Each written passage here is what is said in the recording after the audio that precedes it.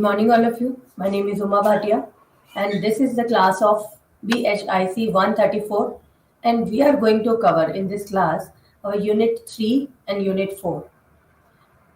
Unit 3, Establishment of Colonial Power. uh, how the colonial cities were established, how the Britishers had extended their control into Bengal, why the Britishers had extended their power and they started to extend their power from Bengal. What was the reason behind this? And why Bengal? Only why Bengal? They started to extend their power in India from Bengal. These all answer will be given in this unit, Unit 3, Establishment of Colonial Power. This unit introduces you to gradual transfer of power from the Nawabs to the British in Bengal during the period 1757 to 1765. Yes, we are going to cover the time period in this unit, that 1757 to 1765. And why we are covering this time period, yes, I will explain you in this unit. In this unit, an attempt has been made to show that it was mainly the commercial rivalry between the British and the Bengal Nawabs which largely decided the course of events in the 1750s. So many events had been declared that the so many events had been declared in this time period. 1750s means 1757 to 1765. So many things they have done, Britishers and Nawab of Bengal, and the conspiracy which they have been facing at that time, and so many things they have done during this time period. We will discuss this in our unit. Bengal before the British conquest. When the British conquered Bengal, and what was the condition before the conquest of Britishers into Bengal? What was the condition of Bengal? Referring to Bengal, the Francois Bernier was a traveler who visited India during Aurangzeb's reign, and he wrote, "The rich exuberance of the country has given rise to a proverb in a common use among the Portuguese, English, and Dutch, that the kingdom of Bengal has 100 gates open for entrance, but not one for departure." Francois Bernier had given this description at the reign of Aurangzeb. In the 18th century, exports from Bengal to Europe consisted of raw products, just like saltpeter, rice, indigo, pepper, sugar, etc., silk, cotton, textile, handicraft, etc. Bengal goods comprised nearly 60% of British imports. Nearly 60% of British imports from Asia in early 18th century. The commercial potentiality of Bengal was naturally the chief cause of the interest of the English in this province. Means how the Britishers commercialized their trade so much, as much as they could at that time. They were doing a lot of activities for enhancing their trade, and they wanted to export so many things to their England, to their Britain, just to gain more and more profit from the Indians at that time, before the advent of Britishers. The stability of this regional power was dependent on certain conditions. Means they stable their regional power. Just like Nawab's rule dependent on the support of powerful faction of local aristocracy. Aristocracy means the wealthiest family members, the wealthiest people of that particular area. Means if the wealthier people will not support to the Nawab, then how the Nawabs could rule at that time? That was very difficult for them. That's why the Nawabs need support of powerful faction of local aristocracy. He needed the support of Hindu mustadis who were in control of financial administration. Means For the financial administration, they need the Hindu mustasedis support. Means at that time, the people who were economically strong at that time. Next is the support of big jamidars was also very essential because they not only supplied revenues to the treasury but also helped the Nawabs with their own militia in times of need and by maintaining law and order in their areas. When the Nawabs wanted to collect the revenue from the particular area, from the particular villages, they need jamidars at that time. Because jamidars were the only post of their time that was involved in collecting the tax at that time.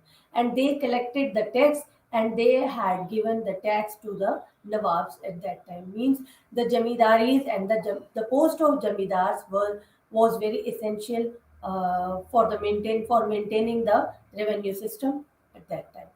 Nawabs with their own militia means the jamidars had their own military also at that time. And at the time of war, jamidars give support of their military to the particular Nawabs at the time of war. They help them. Next is the cooperation and support of bankers and business houses, particularly the House of Jagat Seth, the largest financial house in Bengal, was also needed. The cooperation of bankers, the cooperation of business houses means big merchants, big bankers. The Nawabs needed the support of the big bankers also at that time. Means Nawab only could not run the administration alone.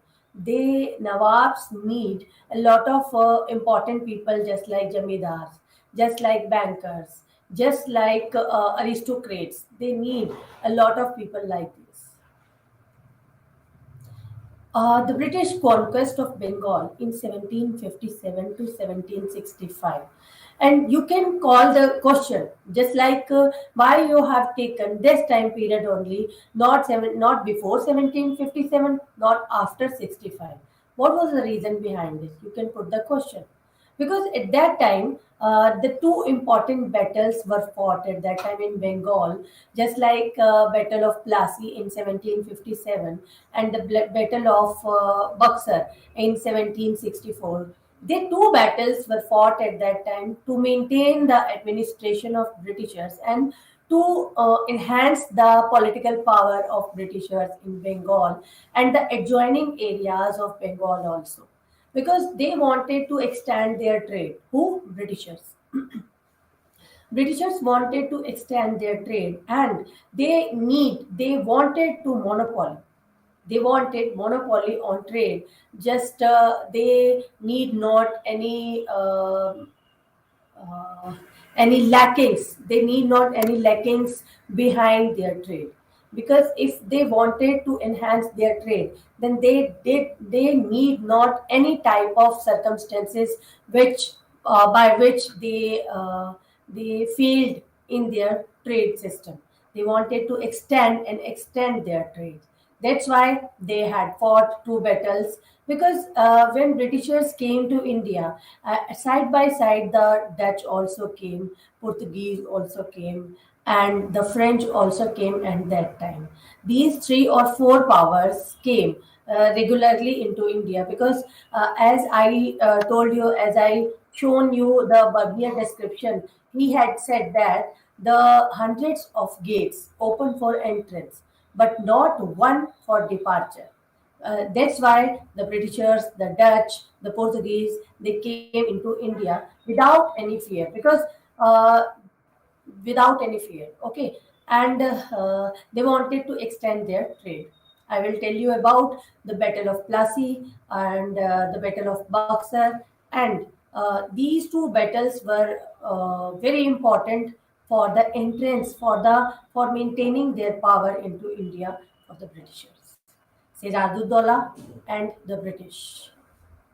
The conflict between these two powers. The conflict between the Nawab and Nawab was Sirajuddaulah. And the English company over trade privileges was nothing new. But during Sirajuddaullah's reign, certain other factors further strained the relations between the two. They, they are the fortification around Calcutta by the English company without the permission of Nawab, the misuse of companies' trade privilege by its officials for their private trade. The English company at Calcutta had given shelter to Krishna Das, son of Raj Ballabh, who had fled with immense treasures against the Nawab's will. How? The Nawab of Bengal was Sirajuddaulah at that time, Sirajuddaulah. And at the reign of Sirajuddaulah, the British East India Company wanted some privileges on the trade. Then, how they gained the privileges on trade at that time? Because at that time the Nawab was present on the throne. Then, what was the reason behind this? The Nawab was not wanted to do all these things. Nawab did not want to do all these things, or he did not wanted. He did not want to give the rights to the power to privileges to the company. And that's why the company had fought two wars, the battles, not we can say in two battles also. And the company wanted to fortify. The company wanted to the fortification around Calcutta, but by the English company without the permission of Nawab. This was not a good deed, the good deal with the Nawab and the British East India Company, and the misuse of companies' trade privilege. If the privileges had given to British East India Company and they misused their power, they misused their company trade privilege by its officials for their private trade. Means what they have committed, they are not doing all that things and they were misusing their power at that time. The English company at Calcutta had given shelter to Krishna Das. Means the English East India Company was facing the so many conspiracies against the Nawabs and the officials of Nawabs and the nobles of Nawabs and the aristocrats of Nawabs. And the company was playing games for Nawabs to win the support of the Nawab's officials. That was the very big conspiracy for the Nawabs. Next, Mir Zafar and the British. Earlier, we have told about Sirajuddaulah, the Nawab of Bengal. Now we are talking about Mir Zafar. Some of the zamindars like Raja Ram Sinha of Midnapur, Hazir Ali Khan of Purni, they refused to accept him as their ruler. Who? Mir Zafar. Mir Zafar's soldiers who were not getting salary regularly were in a rebellious mood. Who? Mir Zafar's soldiers. They were not getting any salary and they were in rebellious mood. They wanted to do some in aggression mode. He had doubts about the loyalty of some of his officials, especially of Rai Durga. He believed that Rai Durlabh had instigated the rebellion of Jamidar against him. But Rai Durlabh was under the shelter of Clive, so he could not touch him. Now I am telling you who was the Governor General on behalf of British East India Company. Lord Clive, Robert Clive was the Governor General of that particular time. He came as the post of Governor General into India. He wanted some reformation. He wanted some good deeds behind this for the welfare of Britishers only, not for the welfare of any Indian. Okay, and the after Sirajuddaulah, Mir Zafar came on the throne. Mir Zafar sat on the throne, and he was doing so many conspiracies. He was doing for the welfare of the Britishers because the Britishers had adjoined Mir Zafar into themselves. And there was an attempt by the Mughal emperor's son, who later on became Shah Alam, to capture the throne of Bengal. Because at that time, when Britishers went into India, they came into India, the Mughal emperors were ruling at that time. One side Mughal emperor and one side Nawabs and one side the Britishers. They fought with each other uh, for the uh, enhancement of trade. Shah Alam was the son of Mughal emperors. The financial position of Nawab was also weak because the company wanted some money. The company wanted some money for the welfare of for to enhance the trade of British East India Company. How much money they wanted? The Mughal emperor and the Nawabs of Bengal, they are not able to give that much money to the British East India Company for the enhancement of the trade. The financial position of Nawab was also very weak, mainly because of the demands of the company and the mismanagement of resources. All these made Mir Jafar more dependent on the English company because how much British East India Company wanted the money from the Mir Jafar and from the Nawabs of Bengal, he was not able to pay that much money to British East India Company (EIC). But the company was unhappy with the Nawab for some reasons, just like uh, the company wanted some privileges on trade and the company wanted some money as much as the Nawabs could give at that time. But at the time, when the treasury was not that much sufficient to give that much money to the particular means the lakhs rupees, how many lakhs? 17 lakh, 20 lakh, they wanted the money at that time, at the time of 1757. And the Nawabs were not that much capable to give that much money. That's why company was unhappy with the Nawab for these reasons also. The English company was under the impression that Mir Jafar, in collaboration with the Dutch company, was trying to curb the growing influence of English in Bengal. Mir Jafar also failed to respond to ever increasing demands of English East India Company. Means the British East India Company wanted a puppet ruler, that how they will order to that puppet and the puppet will do all these things as the enhancement of trade as the company wanted at that time.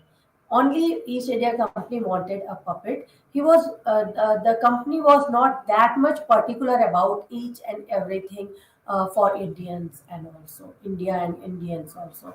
He wanted to enhance the trade only, means he wanted the commercialize that trade just for the welfare of England, for the welfare of Britain, not the welfare of Indians. That was not very good, and the Mir Jafar became the hand puppet of Britishers' hand.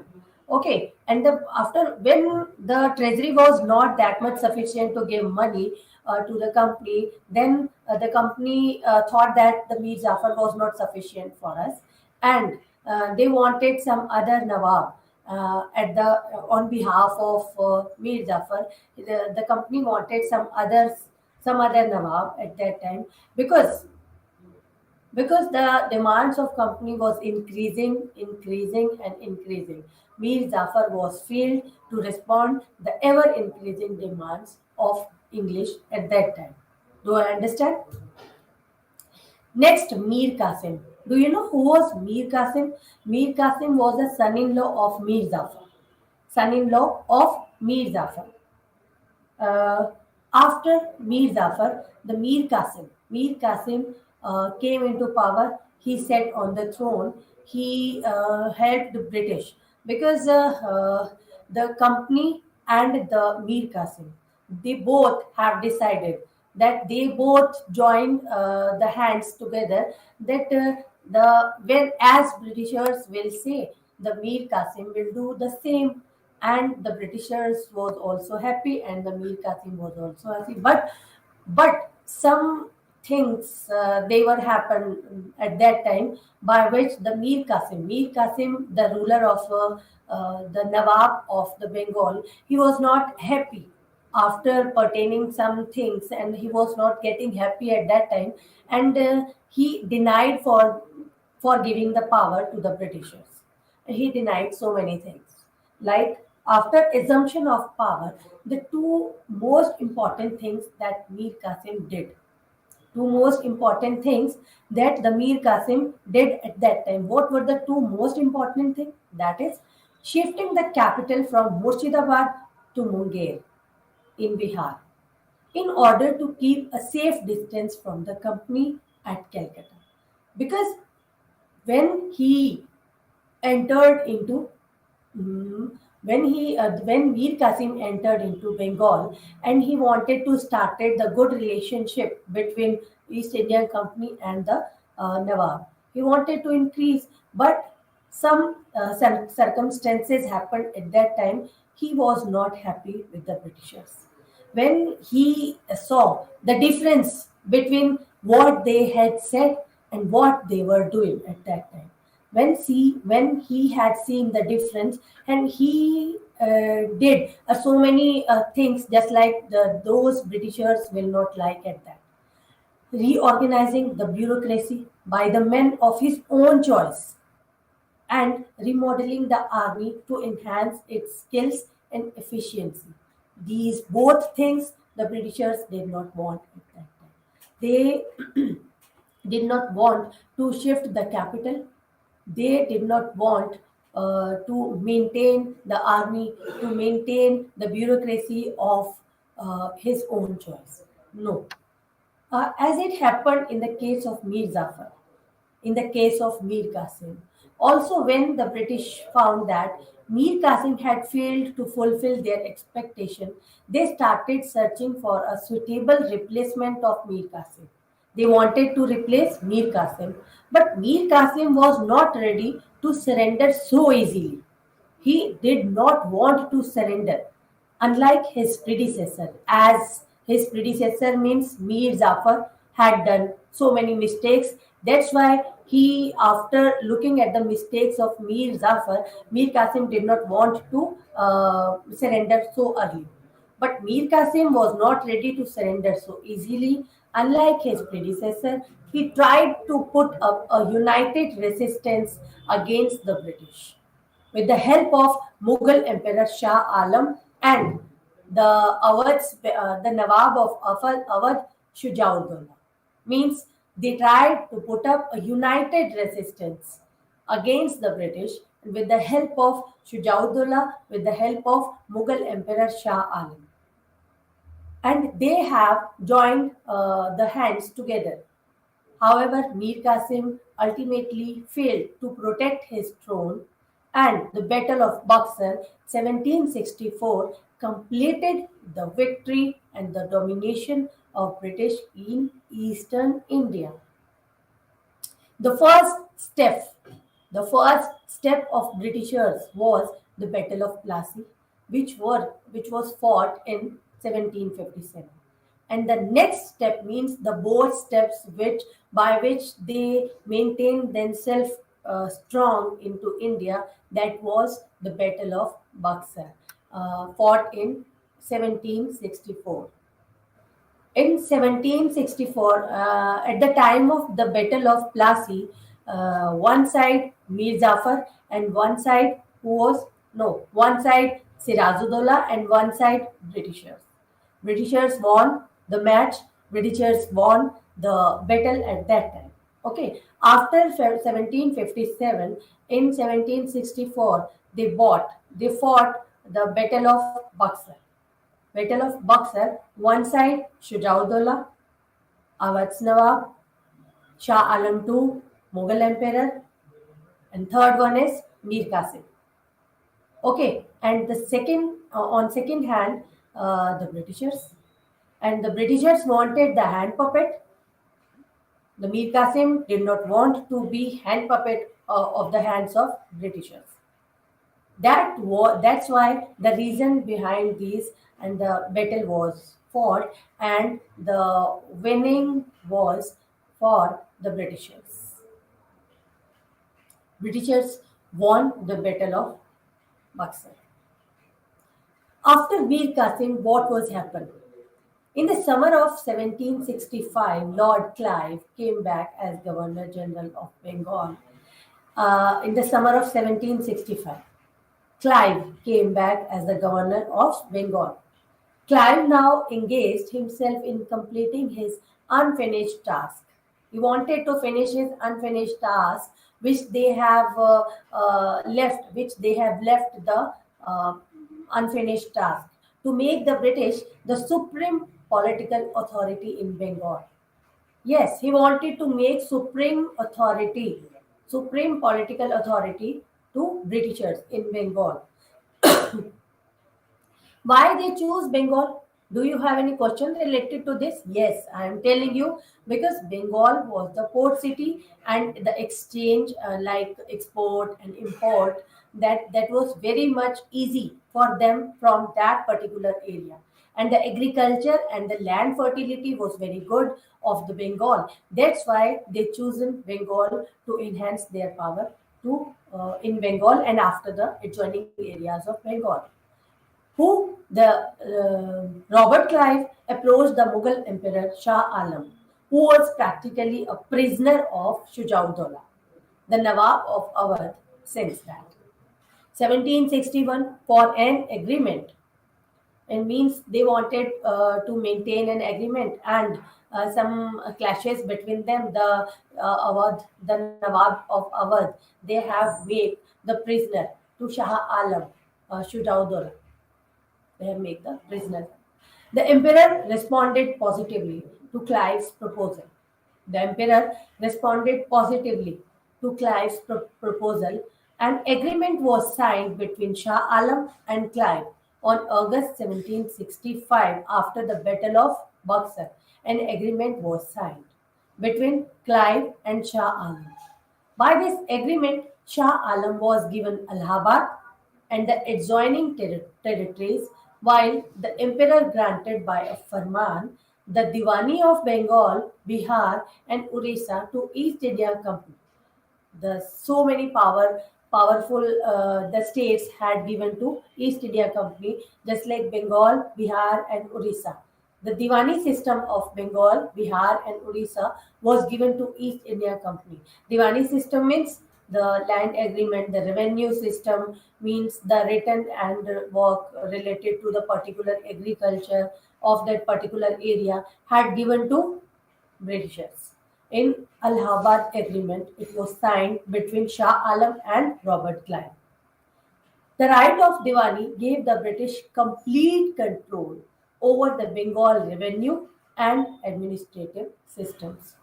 That thing they wanted to maintain themselves for this, and they have done all of them.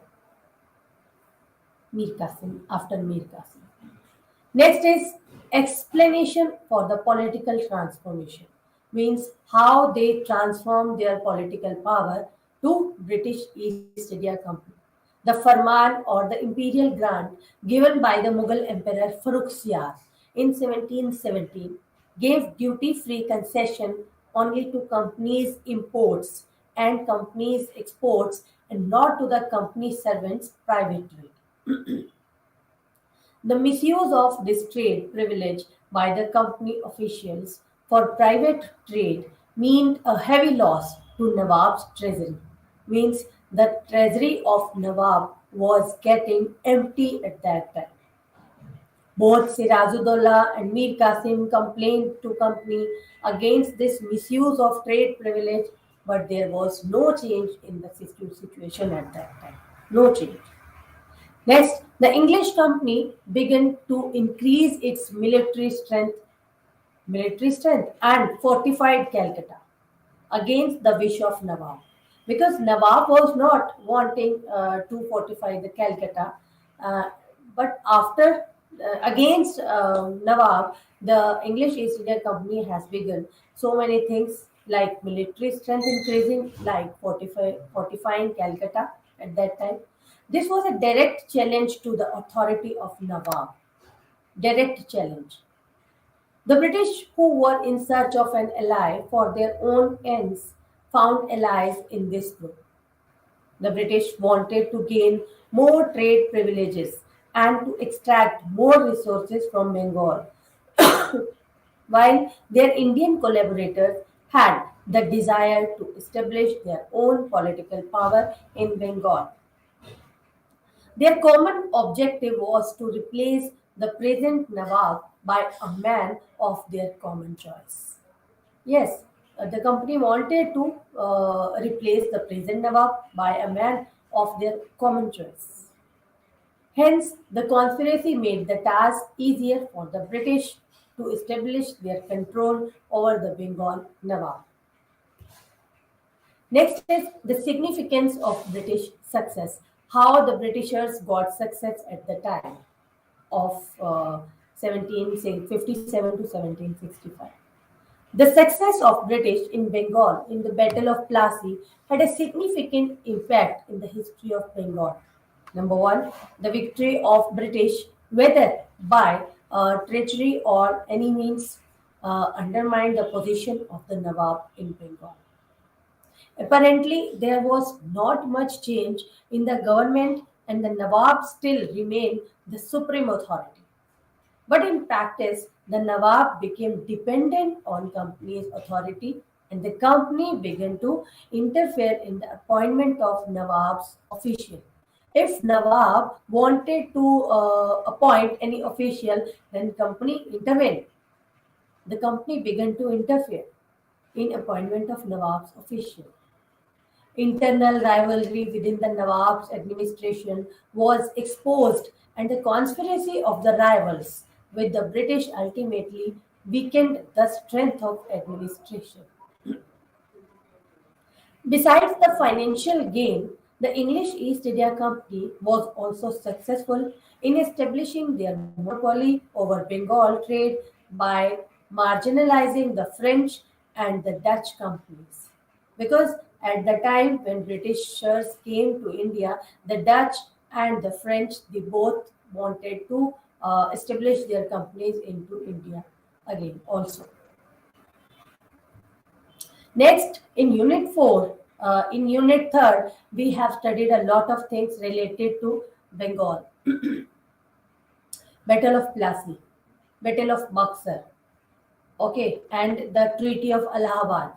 We have studied very important things we have discussed, because if you are preparing for UPSC, for civil services, and these type of questions will come into your exams, so that they will help you in preparing the exams also, like Battle of Plassey, like Battle of Buxar, and who were the Nawabs at that time, and who replaced the Nawab to Nawab, and what were the activities done by the Britishers at that time to improve the condition of trade of for the welfare of Britishers, to for maintaining monopoly on trade in Bengal at that time. The Treaty of Allahabad, and after the Treaty of Allahabad, how they maintain their importance and how they maintain their administration by replacing one Nawab to another Nawab to one another Nawab, and what the things they were doing at that time. We have studied a lot of things related to this. In Unit 4, expansion and consolidation of colonial power up to 1857, means from 1757 to 1857, means 100 year, the difference between 100 year, how they maintain and how they expand, and how they consolidate their colonial power into India. Means, first of all, we are going to start with the early images of Bengal, and the when the Britishers came to India, what was the condition of Bengal at that time.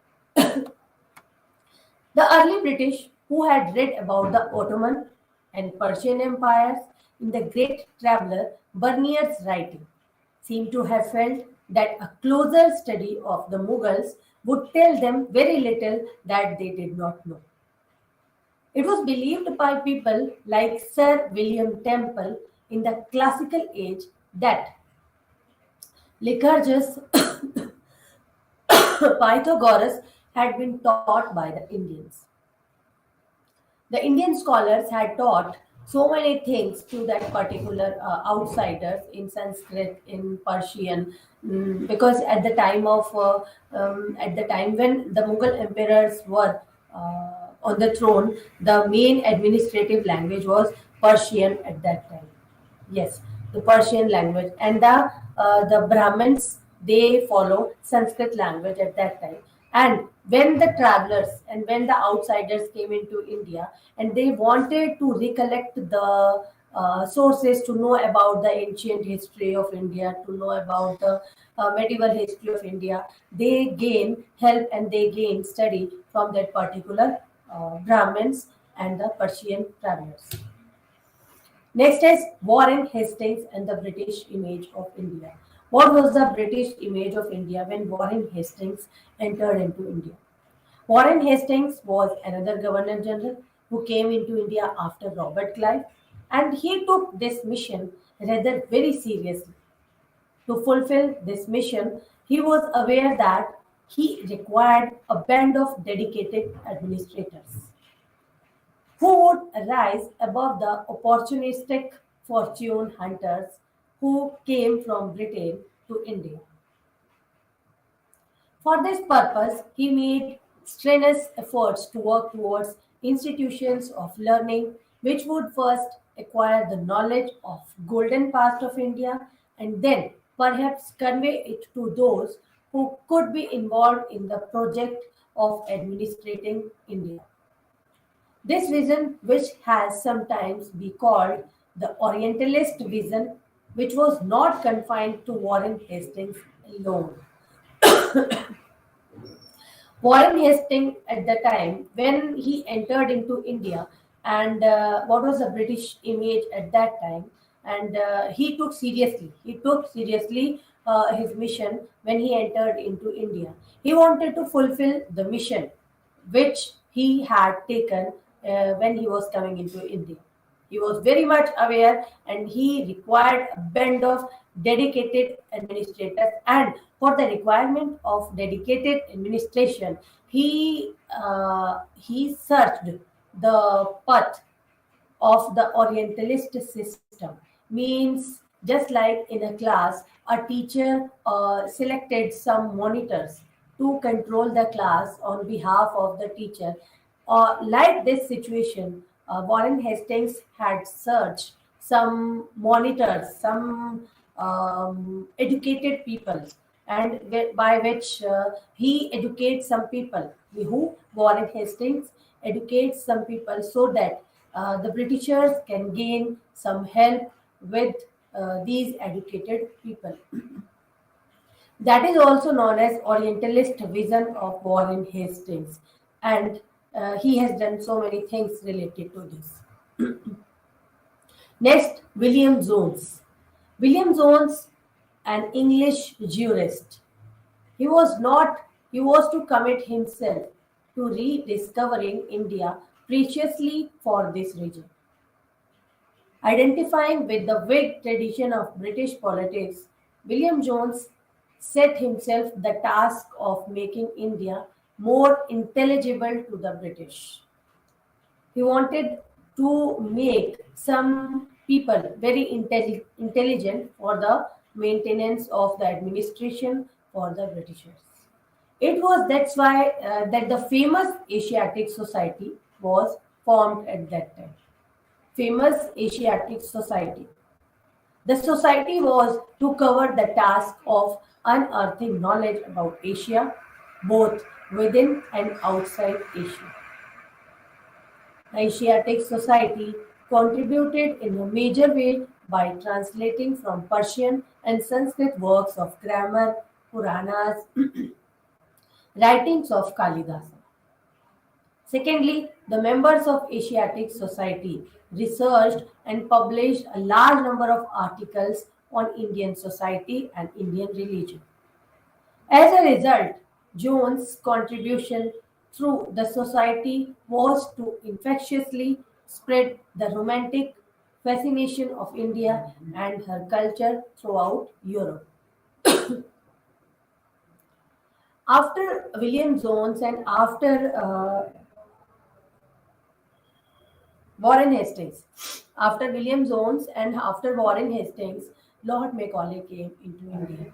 When he came into India, he had seen the condition of the education of India, and he thought that firstly we should enhance the education into India, so that if we need some people in maintaining the task which we wanted to make the mission in India for the trade, for export, for import, for administering the India. Just for these things, they wanted to enhance they wanted to extend the condition of education into India. And for the extension of education into India, they have done so many things, just like Asiatic Society of Bengal, Asiatic Society of Madras was formed at that time. And in this society, they have declared that the tradition of India, the just like Puranas, just like grammar, just like so many memories which they have taken from the India, and they have translated them into other languages also, so that everybody could read at that time and everybody could know about the culture of India at that time, as they had not given any importance to Indian culture at that time. Yes. So how can we say this in front of you? Because at the time when Lord Macaulay came to India, he had seen the literature of Indians. And what he had said to Indians, that the literature of India is just like a very little literature. Just like in Europe, if we can give example, if we can give example of the literature of Europe. If we compare the Indian literature into the Europe literature, that in Europe's library, one Almira has kept over there, and one shelf literature is combined into India's literature, India's whole literature, just like Vedas, Puranas, Upanishads, and all Puranas and Upanishads. Mm, they have given example to these with the connection of the European literature. Means they have said that the Indian literature is very much less as compared to European literature. So they have given very less importance to the literature of India, very less importance. William Jones, we have studied Asiatic Society of Bengal, we have studied, and they have translated so many grammar Puranas and writings of Kalidasa, just like Abhigyan, Shakuntalam. Uh, yes, they have translated into so many languages. Next, Warren Hastings in practice. How they have done the practice, they have done a lot of things. Warren Hastings, on the other hand, had more practical reasons for promoting the Asiatic Society. By this time, he had decided that the dual government established by Clive should go. Clive had established dual government, and the Hastings wanted to decide. Hastings wanted to enhance the dual government, which was established by Clive, and that should be done at that time. And the English East India Company should take up the responsibility of Bengal on behalf of trade, on behalf of anything. They should take the responsibility of Bengal. But he was not in favor of introducing English laws, English ways in India. Not okay. His main idea was to rule the conquered in their own way. He felt that the rapid growth of British rule had excited various prejudices. These, he felt, needed to be stilled. Secondly, he wanted to reconcile British rule with the Indian institutions. This inevitably meant more intensive investigation into the manners and customs of country, and an in-depth analysis of the literature and the laws of India. Means Warren Hastings did not want to enhance their own law into India, because Indians were not familiar with the law of the English at that time. That's why he had gained, and he had introduced. Clive's dual government, which they should opt at that time with the East India Company. If the East India Company wanted to take up the responsibility of Bengal, then he or she, means the East India Company, did not they need not to grow, they need not to grow their own way, their own laws. Yes, they wanted to the dual government, means combined government, means Indians were also very much happy at that time, should very much happy at that time, and the Britishers also done a lot of things related to these things. Just like he had given importance to Indian literature, he had given importance to Indian laws and custom also, and he had given importance Indians also. But the East India Company had not followed the same. Next is institutionalization.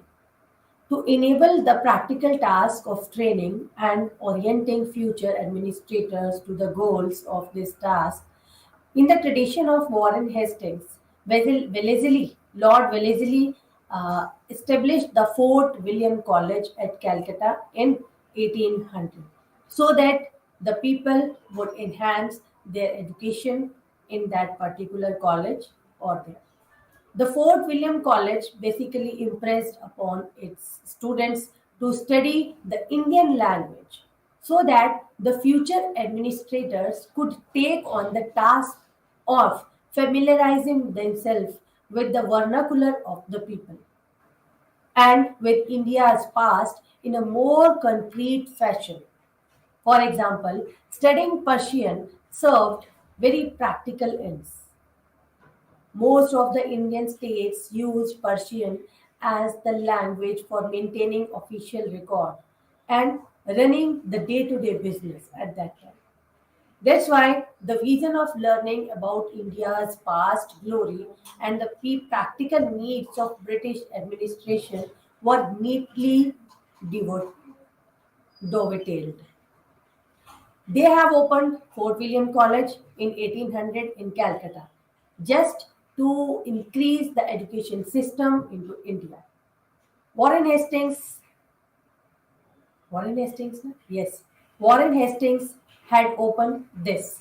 And after opening this college into Calcutta, he wanted to maintain the future administration with the help of Indian and Indian culture and vernacular language also. Vernacular language means the local languages related to that particular area. Persian was the practical language, was the official language to maintain official record and running the day-to-day business of that particular area. The Persian, and he had given the importance to Persian language also. He had given the importance to vernacular language also, and he had given importance to education.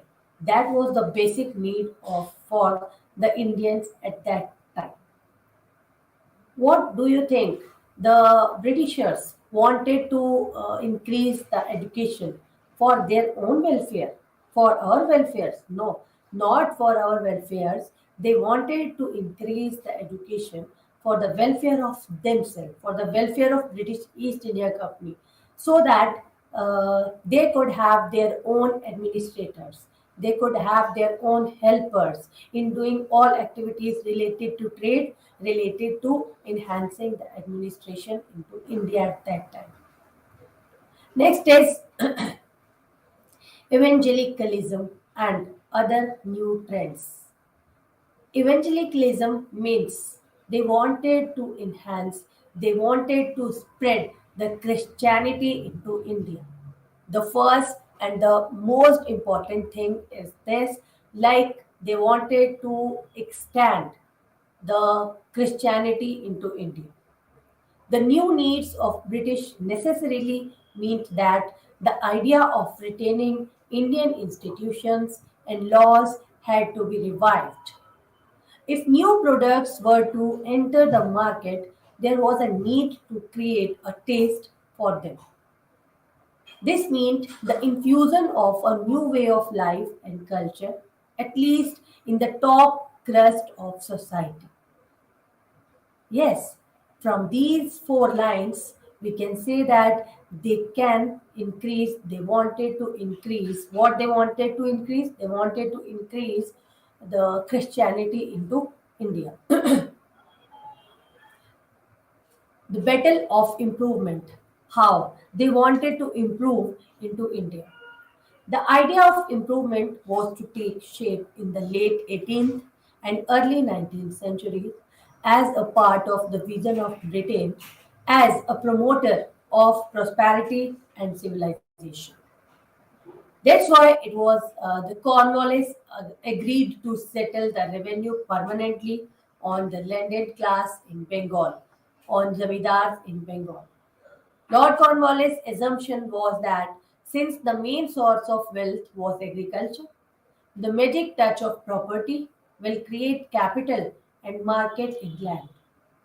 A more prosperous landed class with fixed obligation to the state and an English rule of law would create new men of enterprise in land who would also take trade forward.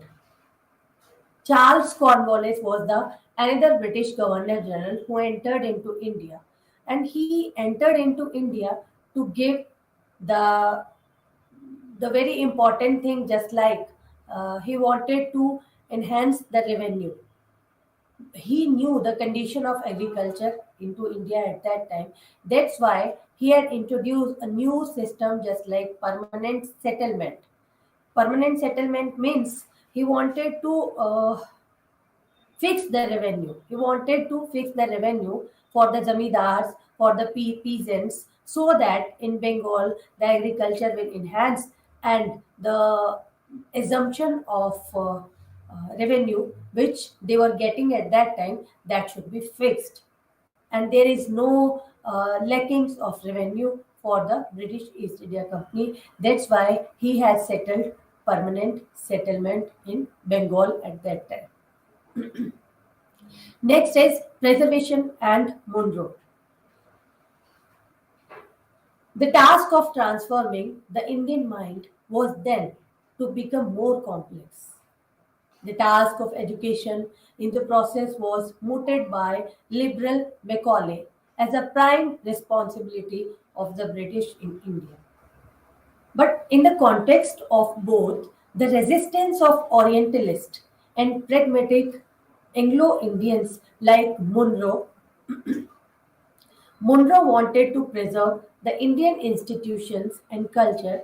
The role of a Western or an Anglicist education became a subject of immense controversy in the middle of 19th century. Lord Macaulay, who entered into India when he became Governor General from the Britishers, he entered into India and he had taken the responsibility to make India British India at that time. And he resisted the Orientalist system and Anglicist system at that time.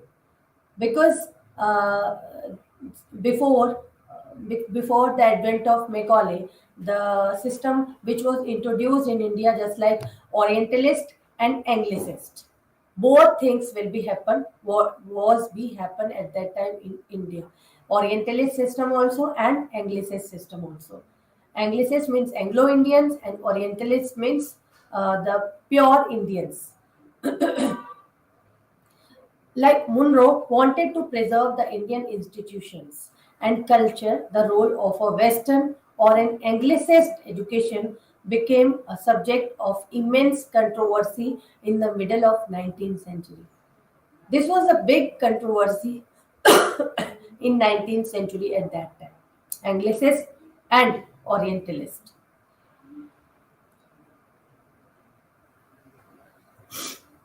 Next is the question of law. How the law had been making at that time.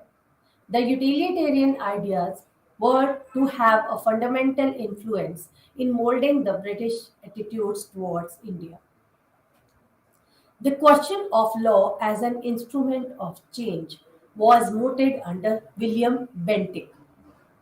It was possible, he believed, for judiciary or law to be instrument of changing Indian practices like sati system and female infanticide. Rajaram Mohan Rai, you have heard about Rajaram Mohan Rai? With the help of Lord William Bentinck, who was the Governor General at that time in 19th century, near about 1828. They both have banned sati system at that time, female infanticide at that time. This was the cruel system at that time, sati system. They had made law and they have changed the judiciary and they have changed the law to be the instrument of changing Indian practices just like sati system and female infanticide. Lord William Bentinck. The question of land revenue. This doctrine of rent was sought to be put into practice by officers just like Pringle of Bombay. Elaborate survey methods were used to calculate the net produce from land. Then, tax rates were assessed. However, in practice, the revenue demand often went very high, sometimes as much as 50 to 60% of the produce. That much high, the revenue demand at that time. This led gradually to the abandonment of complex calculations based on the rent doctrine. From 1840s, purely pragmatic and empirical methods derived from the tradition of taxation in respective areas were belonging to be adopted.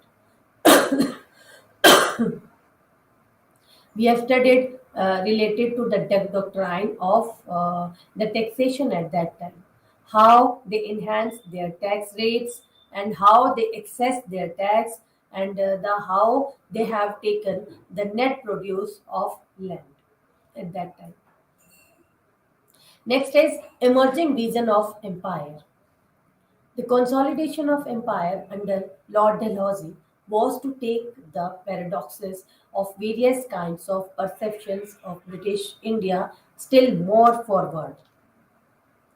At the same time, Dalhousie was prepared to take a liberal stance in some respects. For example, he was to encourage the development of his legislative council into a forum for the representation of non-official opinion. He provided elaborate rules of procedure taken from the English Parliament. He even favored the admission of Indian members into Legislative Council. He agreed with the Macaulay's view of diffusion of English education and along with his college's colleague Thomson encouraged a system of vernacular education at mass level. Uh, as we have studied about a lot of things related to the Governor Generals from Robert Clive, Lord William Bentinck, Lord Dalhousie, Warren Hastings, and so many governor generals we have studied about, and they have given a lot of reforms into India's administration to enhance the trade quality of the British East India Company. How the British East India Company taken the monopoly on trade into India, how how they played the games with the Indians and with Indian Nawabs and with the help of the allies, with the help of the agreement which was signed by Britishers and then Indian Nawabs also.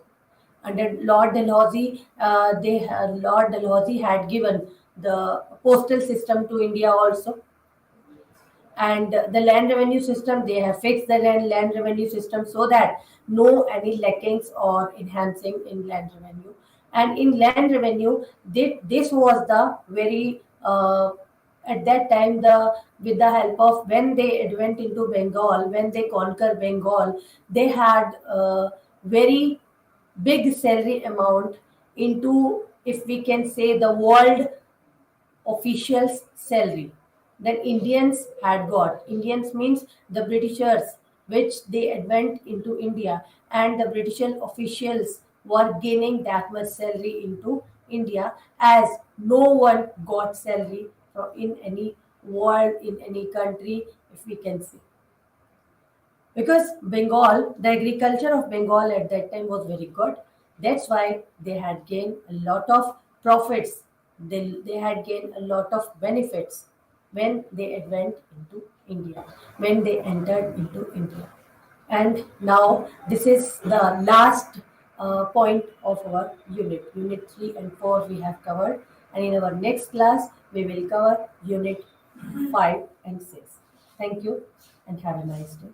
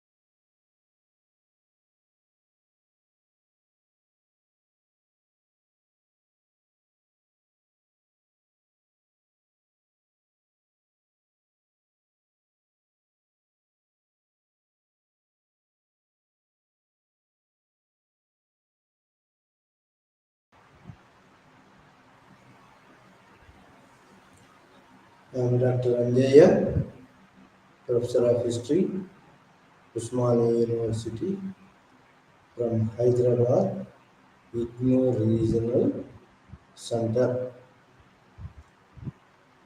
ఈరోజు మన ఈ live ఛానల్లో history of India from 1206 to 1707 విహెచ్ఐసి 133 బుక్లో నుంచి 133 బుక్లో నుంచి unit number 2ను ఈ live ఛానల్లో మనం డిస్కస్ చేయబోతున్నాం. ఆ యూనిట్ నెంబర్ 2 ఏంటి అంటే ఫౌండేషన్ ఆఫ్ ఢిల్లీ సుల్తానేట్స్,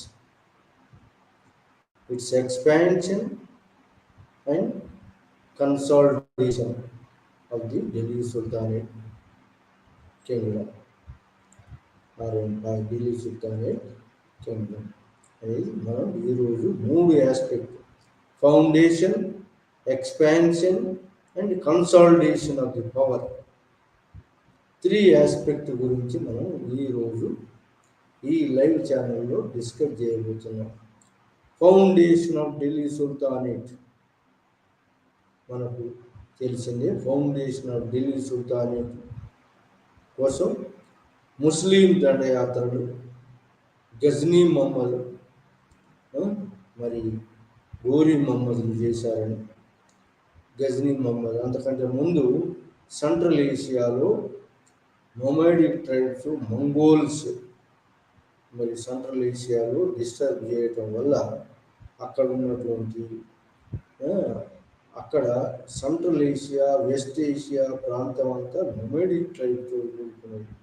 ఆ నొమాడిక్ ట్రైబ్స్, మంగోల్ దండయాత్రలు వాటితోటి బాగా దృఢంగా ఉన్నటువంటి గజ్నీ ఏరియాలో ఉన్నటువంటి గజ్నీ మహమ్మద్ మొట్టమొదటిసారి 1001లో భారతదేశం మీద దండయాత్ర చేశాడు. ఆ దండయాత్ర చేసి 1025 వరకు 17 సార్లు దండయాత్ర చేసి ఏం చేసినాడు, ప్లండరింగ్, లూటింగ్ రేట్స్ జరిపాడు. ఇండియాలో ఉన్న వెల్త్ అంతా తీసుకొని పోయి అతని యొక్క గజనీ క్యాపిటల్ను బ్యూటిఫై చేసుకున్నాడు. అంటే అతని క్యాపిటల్ను బ్రహ్మాండంగా నిర్మించుకున్నాడు ఈ వెల్త్ తోటి. ఆ విధంగా గజనీ మహమ్మద్ క్లియర్ ఎయిమ్ ఏంటంటే ప్లండరింగ్, లూటింగ్ రైడ్స్, ఇండియాలో ఉన్న వెల్త్ను దోసుకుపోవటం. కాబట్టి 17 సార్లు దండయాత్ర చేసిన అతని ఎయిము ఇక్కడ ఇండియాలో రాజ్య స్థాపన చేయాలని లేదు. కానీ అదే ఆఫ్ఘనిస్తాన్లో ఉన్నటువంటి గజ్నీ ఏరియా కాకుండా గోరి ఏరియా నుంచి వచ్చినటువంటి యొక్క గోరీ మహమ్మద్ మాత్రం క్లియర్ ఎయిమ్ తోటి నార్త్ వెస్ట్, అదే గజ్నీ మహమ్మద్ ఎంచుకున్న రూట్లు ఉన్నటువంటి వావ్య ప్రాంతం, భారతదేశ వావ్య ప్రాంతం నుంచి ఈ కనుమలు దాటుతూ అక్కడనే అతను 1494లో వచ్చాడు ఇది గోర్ ఏరియాకు. అక్కడ ఉన్నటువంటి ప్రాబ్లమ్స్ తోటి అతను అక్కడ ఉన్నటువంటి కింగ్డమ్ను సర్వైవ్ చేయలేకపోయిండు. అక్కడ ఉన్నటువంటి ప్రాబ్లమ్స్ తోటి అతను ఆఫ్ఘనిస్తాన్ నుంచి ఇండియాకి నెట్టవేయబడిండు. ఆ ఇండియాలో అతను ఇది గోరీ మహమ్మద్ 170 సంవత్సరాల తర్వాత 1191లో మరి ఈ గోరీ మహమ్మద్ ఇండియా వైపు మళ్ళాడు. ఆ విధంగా ఇండియాలో ఉన్న నార్త్ వెస్టర్న్ పార్ట్ ఆఫ్ ఇండియాలో ఉన్నటువంటి పెషావర్, లాహోర్ నుంచి మొదలైండు, వచ్చి పంజాబ్ నుంచి లాహోర్, పంజాబ్, పెషావర్ నుంచి ఈ పాసెస్ నుంచి వచ్చి తరైన్ వారు యుద్ధంలో పృథ్వీరాజ్ చౌహాన్ను ఓడించాడు. అతను గోరీ మహమ్మద్ వచ్చేటప్పటికీ మరి ఇండియా పరిస్థితి ఎలా ఉందంటే రాజపుత్రుల కింగ్డమ్స్ ఉన్నాయి మొత్తం. ఎక్కడ నార్త్ ఇండియాలో ఇది Gahadavalas of Kannauj, Tomaras of Delhi, Chauhans of Delhi, మరి ఈ బుందేలాస్ ఆఫ్ చందేలాస్ ఆఫ్ బుందేల్ఖండ్ ఏరియాను చందేలాస్ పరిపాలిస్తున్నారు. పారామరాస్ ఆఫ్ ఉజ్జయిని, తర్వాత గుజరాత్లో అనిల్ వారా క్యాపిటల్గా చాళుక్యాస్ పరిపాలిస్తున్నారు. అట్లనే కాలాచూరీస్ సెంట్రల్ ఇండియాలో పరిపాలిస్తున్నారు.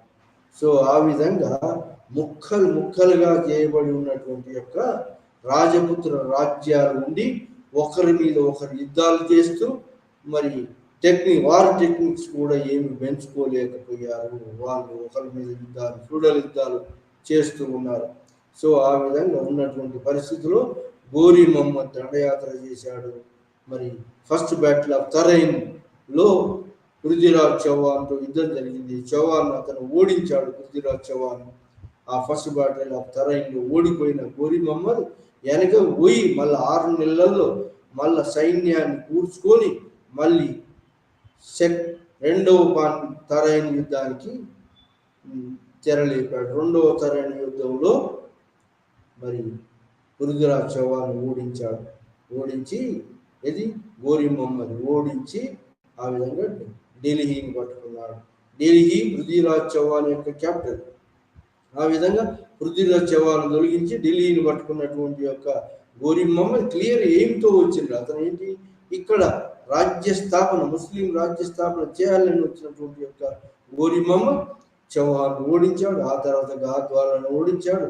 ఆ తర్వాత బీహార్ ఉన్న రాజపుత్రులను ఓడించాడు. బెంగాల్ను ఓడించాడు. అట్లనే సెంట్రల్ ఇండియాలో ఉన్న రాజపుతానా ఏరియాలో ఉన్నటువంటి రణతంబోర్ను సో ఈ యొక్క ఏరియాలన్నింటినీ రాజపుత్ర రాజ్యాలను ఈ యొక్క బీహార్ దాకా మరి బెంగాల్ దాకా అతని యొక్క అనుయాయులైనటువంటి కుతుబుద్దీన్ ఐబక్ సాయంతో బక్తియార్ ఖల్జీ సాయంతో బీహార్ బెంగాల్ పట్టుకున్నాడు. ఆ విధంగా నార్త్ ఇండియాలో గంగా యమునా మైదానాన్ని పట్టుకున్నటువంటి మొట్టమొదటి వాడు, మరి ఆక్రమించుకున్నటువంటి కాంక్వెస్ట్ ద్వారా దాడుల ద్వారా ఆక్రమించుకున్నటువంటి వాడు గోరీ మహమ్మద్.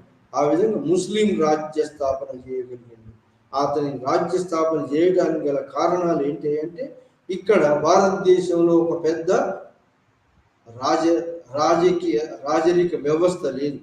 చిన్న చిన్న రాజ్యాలు ఒకరితోటి ఒకరు పోట్లాడుకోవటం, ఒక ఐక్యమత్యం లేకపోవటం, మిలిటరీ టెక్నిక్స్ రాజపుత్రుల మధ్యలో వాళ్ళు టెక్నిక్స్ను ఇంప్రూవ్ చేసుకోకపోవటం, వాళ్ళు వృద్ధి చేసుకోకపోవటం, ఈ 2 కారణాలు అనైక్యత, మరి వార్ టెక్నిక్స్. మరి గోరీ మహమ్మద్ లాంటి స్టాండింగ్ ఆర్మీ కాకుండా ఫ్యూడల్ సైన్యాలు, సామంత రాజులతోటి సైన్యాలు, మరి feudal untrained feudal military week బాగా బలహీనమైనటువంటి పనిముట్లు తోటి యుద్ధాలు చేసేటువంటి ఒక రాజపుత్రుడు. ఏనుగుల మీద మరి గుర్రాల బలం తక్కువ ఉన్నది. అదేవిధంగా గోరీ మహమ్మద్కు సెంట్రల్ ఏషియా నుంచి వచ్చాడు కాబట్టి సెంట్రల్ ఏషియాలో గుర్రాలు బాగా బలమైన గుర్రాలు ఉంటాయి. గుర్రాల సాయంతో వచ్చినటువంటి గోరీ మహమ్మద్ ఈజీగా పృథ్వీరాజ్ చౌహాన్ ఓడించడమే కాకుండా ఢిల్లీని పట్టుకోవడం కాకుండా బీహార్ బెంగాల్ పట్టుకోవడం, బక్తియార్ ఖల్జీ కుతుబుద్దీన్ ఐబక్ స్లేవ్ ఆధ్వర్యంలో మొత్తం పట్టుకున్నాడు. ఈ విధంగా గంగా యమునా మైదానాన్ని అంతర్వీధిని పట్టుకున్నటువంటి మొట్టమొదటి వాడు గోరీ మహమ్మద్. మళ్ళీ అతని ఏరియాలో ప్రాబ్లమ్స్ వస్తున్నాయని అతను పోయినాడు. అక్కడే అతను వచ్చి మళ్ళీ అతను అక్కడికి పోయి అక్కడ గోరీ మహమ్మద్ చనిపోవడం జరిగింది. చనిపోయిన తర్వాత మరి ఈ రాజ్యాన్ని గోరీ మహమ్మద్ యొక్క పెద్ద సామ్రాజ్యాన్ని 3 వ్యక్తులు పోటీ పడ్డారు.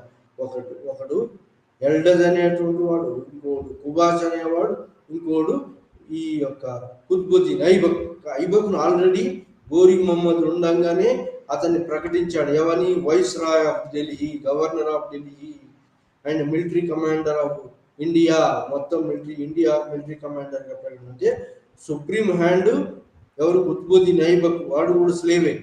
ఈ అందరి స్లేవుల మధ్యన గోరీ మహమ్మద్ పోయిన తర్వాత స్లేవుల మధ్యన కొట్లాట వచ్చింది. ఎల్డర్స్ కొన్ని ప్రాంతాలు, కుబాష కొన్ని ప్రాంతాలు, మరి ఢిల్లీ ప్రాంతాలు, ఇండియా ప్రాంతాలను కుతుబుద్దీన్ ఐబక్ ప్రకటించుకున్నాడు. బీహార్ బెంగాల్ను బక్తియార్ ఖల్జీ తన ఆధిపత్యంలో ప్రకటించుకున్నాడు. ఈ విధంగా మరి ఇండియాలో కుతుబుద్దీన్ ఐబక్ 1206లో 1206 ఏడీలో తను ఢిల్లీ సుల్తాన్ కింగ్డమ్ ఫౌండేషన్ చేసినాడు. ఆ విధంగా foundation of Delhi sultanate Kingdom ఎవరు? కుతుబుద్దీన్ ఐబక్ ఫౌండర్. 1206 నుంచి 1206 1206 నుంచి 1204 సంవత్సరాలు 1210 దాకా పరిపాలించాడు. ఎవరు? కుతుబుద్దీన్ ఐబక్. ఐబక్ పీరియడ్లో మరి అతను సాధించింది ఏంటంటే, అతను ఏదైతే గోరీ మహమ్మద్ ఏదైతే ప్రాంతాలను వశపరుచుకున్నాడో ఆ ప్రాంతాల్లో అతను కన్సాలిడేట్ చేయదలుచుకున్నాడు. ఏది అతని యొక్క విజయ గోరీ మహమ్మద్ ఆధ్వర్యంలో జరిగినటువంటి ప్రాంతాలు. సో ఆ కన్సాలిడేట్ చేసే ప్రయత్నంలో మరి ఇతను ఏం చేసి, ఇతను మొట్టమొదటిసారి ఈ ఎల్డర్స్ తోటి, కుబాజా తోటి మరి ఇది గోరీ మహమ్మద్ సక్సెసర్స్ అయినటువంటి స్లేవ్స్ మధ్య కొట్లాట వచ్చింది. ఆ విధంగా అతను మొట్టమొదటిసారి ఎల్డజ్ను ఓడించాడు. ఆ తర్వాత కుబాజాను ఓడించాలని ప్రయత్నం చేశాడు, కానీ ఓడించలేకపోయాడు. ఎల్డజ్ను మాత్రం ఓడించాడు. ఆ విధంగా మరి నార్త్ వెస్టర్న్ ప్రాంతాల్లో మరి ఢిల్లీతోటే కాకుండా ఈ యొక్క రాజ్యం యొక్క సుల్తాన్ యొక్క రాజ్యాన్ని యొక్క రాజధానిని లాహోర్ మార్చాడు. పంజాబ్ లాహోర్ మార్చి అక్కడ కన్సాలిడేట్ చేయదలుచుకున్నాడు. అక్కడి నుంచి కన్సాలిడేట్ చేసి బీహార్ బెంగాల్ దాకా రావాలనుకున్నాడు, కానీ బీహార్ బెంగాల్ బక్తియార్ ఖల్జీ మరి గవర్నర్గా ఉన్నాడు. అక్కడ అతను ఆల్మోస్ట్ ఇండిపెండెంట్గా పరిపాలించాడు.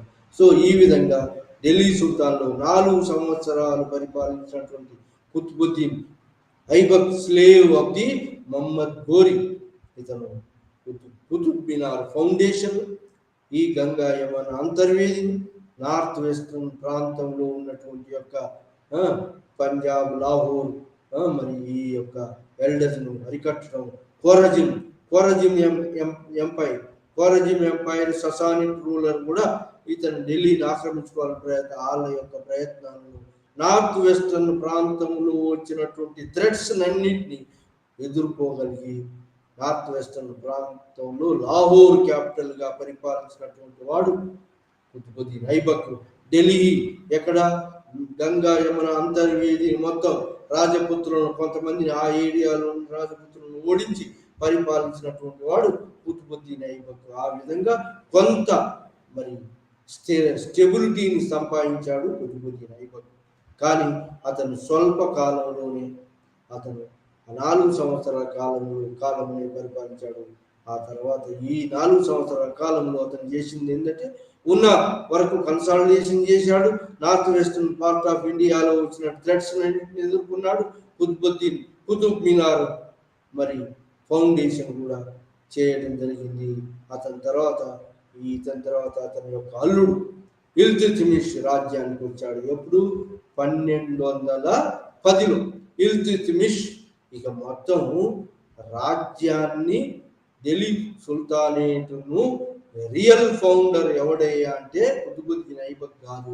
రియల్ ఫౌండర్ ఇల్తుత్మిష్ దాదాపుగా 1210 నుంచి 1236 అంటే 36 ఏడి అంటే దాదాపుగా 36 సంవత్సరాలు పరిపాలించినటువంటి వాడు ఈ యొక్క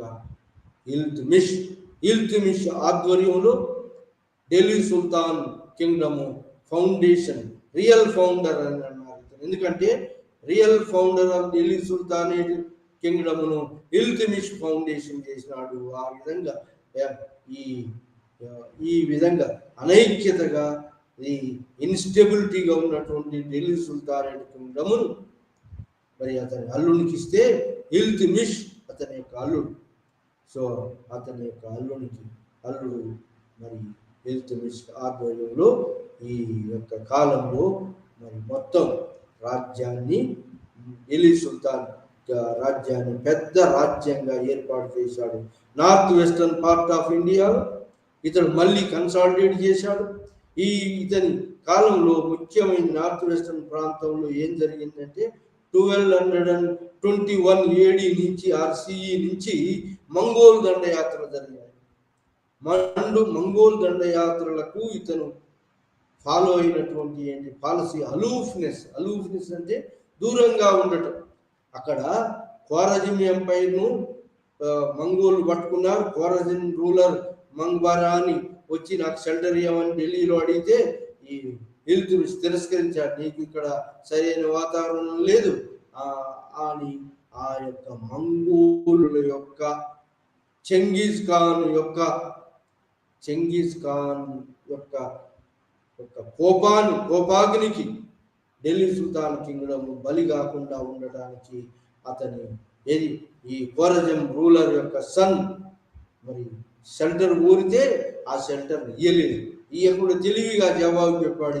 ఇక్కడ సరి అయిన వాతావరణం లేదు, ఇక్కడ నువ్వు తలదాచుకోవడానికి అనుకూలమైన పరిస్థితులు లేవు, సరి అయిన వాతావరణం లేదు అని చెప్పడం జరిగింది.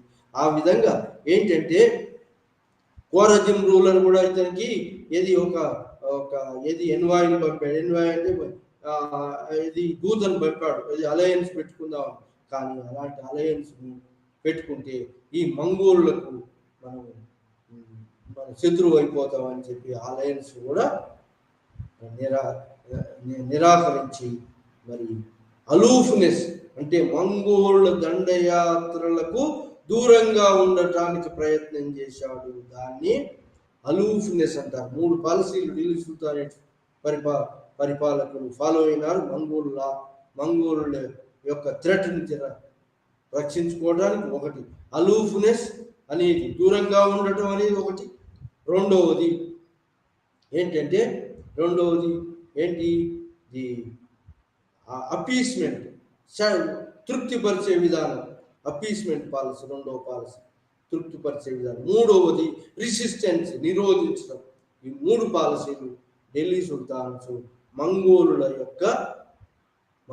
దాడులను అరికట్టడానికి 3 పాలసీలు ఫాలో అయ్యింది. దాంట్లో ఇల్తుత్మిష్ ఫాలో అయింది అలూఫ్నెస్. దానివల్ల Delhi sultan kingdom north western part of ఇండియాలో కన్సాలిడేట్ చేయగలిగిండు, కుబాచాను ఎల్లగొట్టగలిగిండు. కుతుబుద్దీన్ ఐబక్ కుబాచాను నుంచి ఎల్లగొట్టలేకపోయాడు. కానీ ఇతను ఎల్డజనే కాకుండా కుబాచాను ఎల్లగొట్టాడు.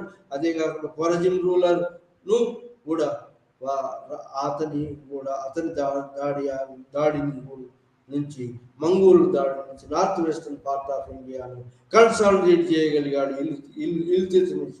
ఆ తర్వాత ఇతను చేసినటువంటి ఏంటంటే మరి ఈస్ట్కి మళ్ళాడు. ఆ తర్వాత north western part of India నుంచి ఈస్ట్కి మళ్ళీ రాజపుత్ర కింగ్డమ్స్ ఏవైతున్నాయి, బటిండా, జాలోర్, రణతంబోర్.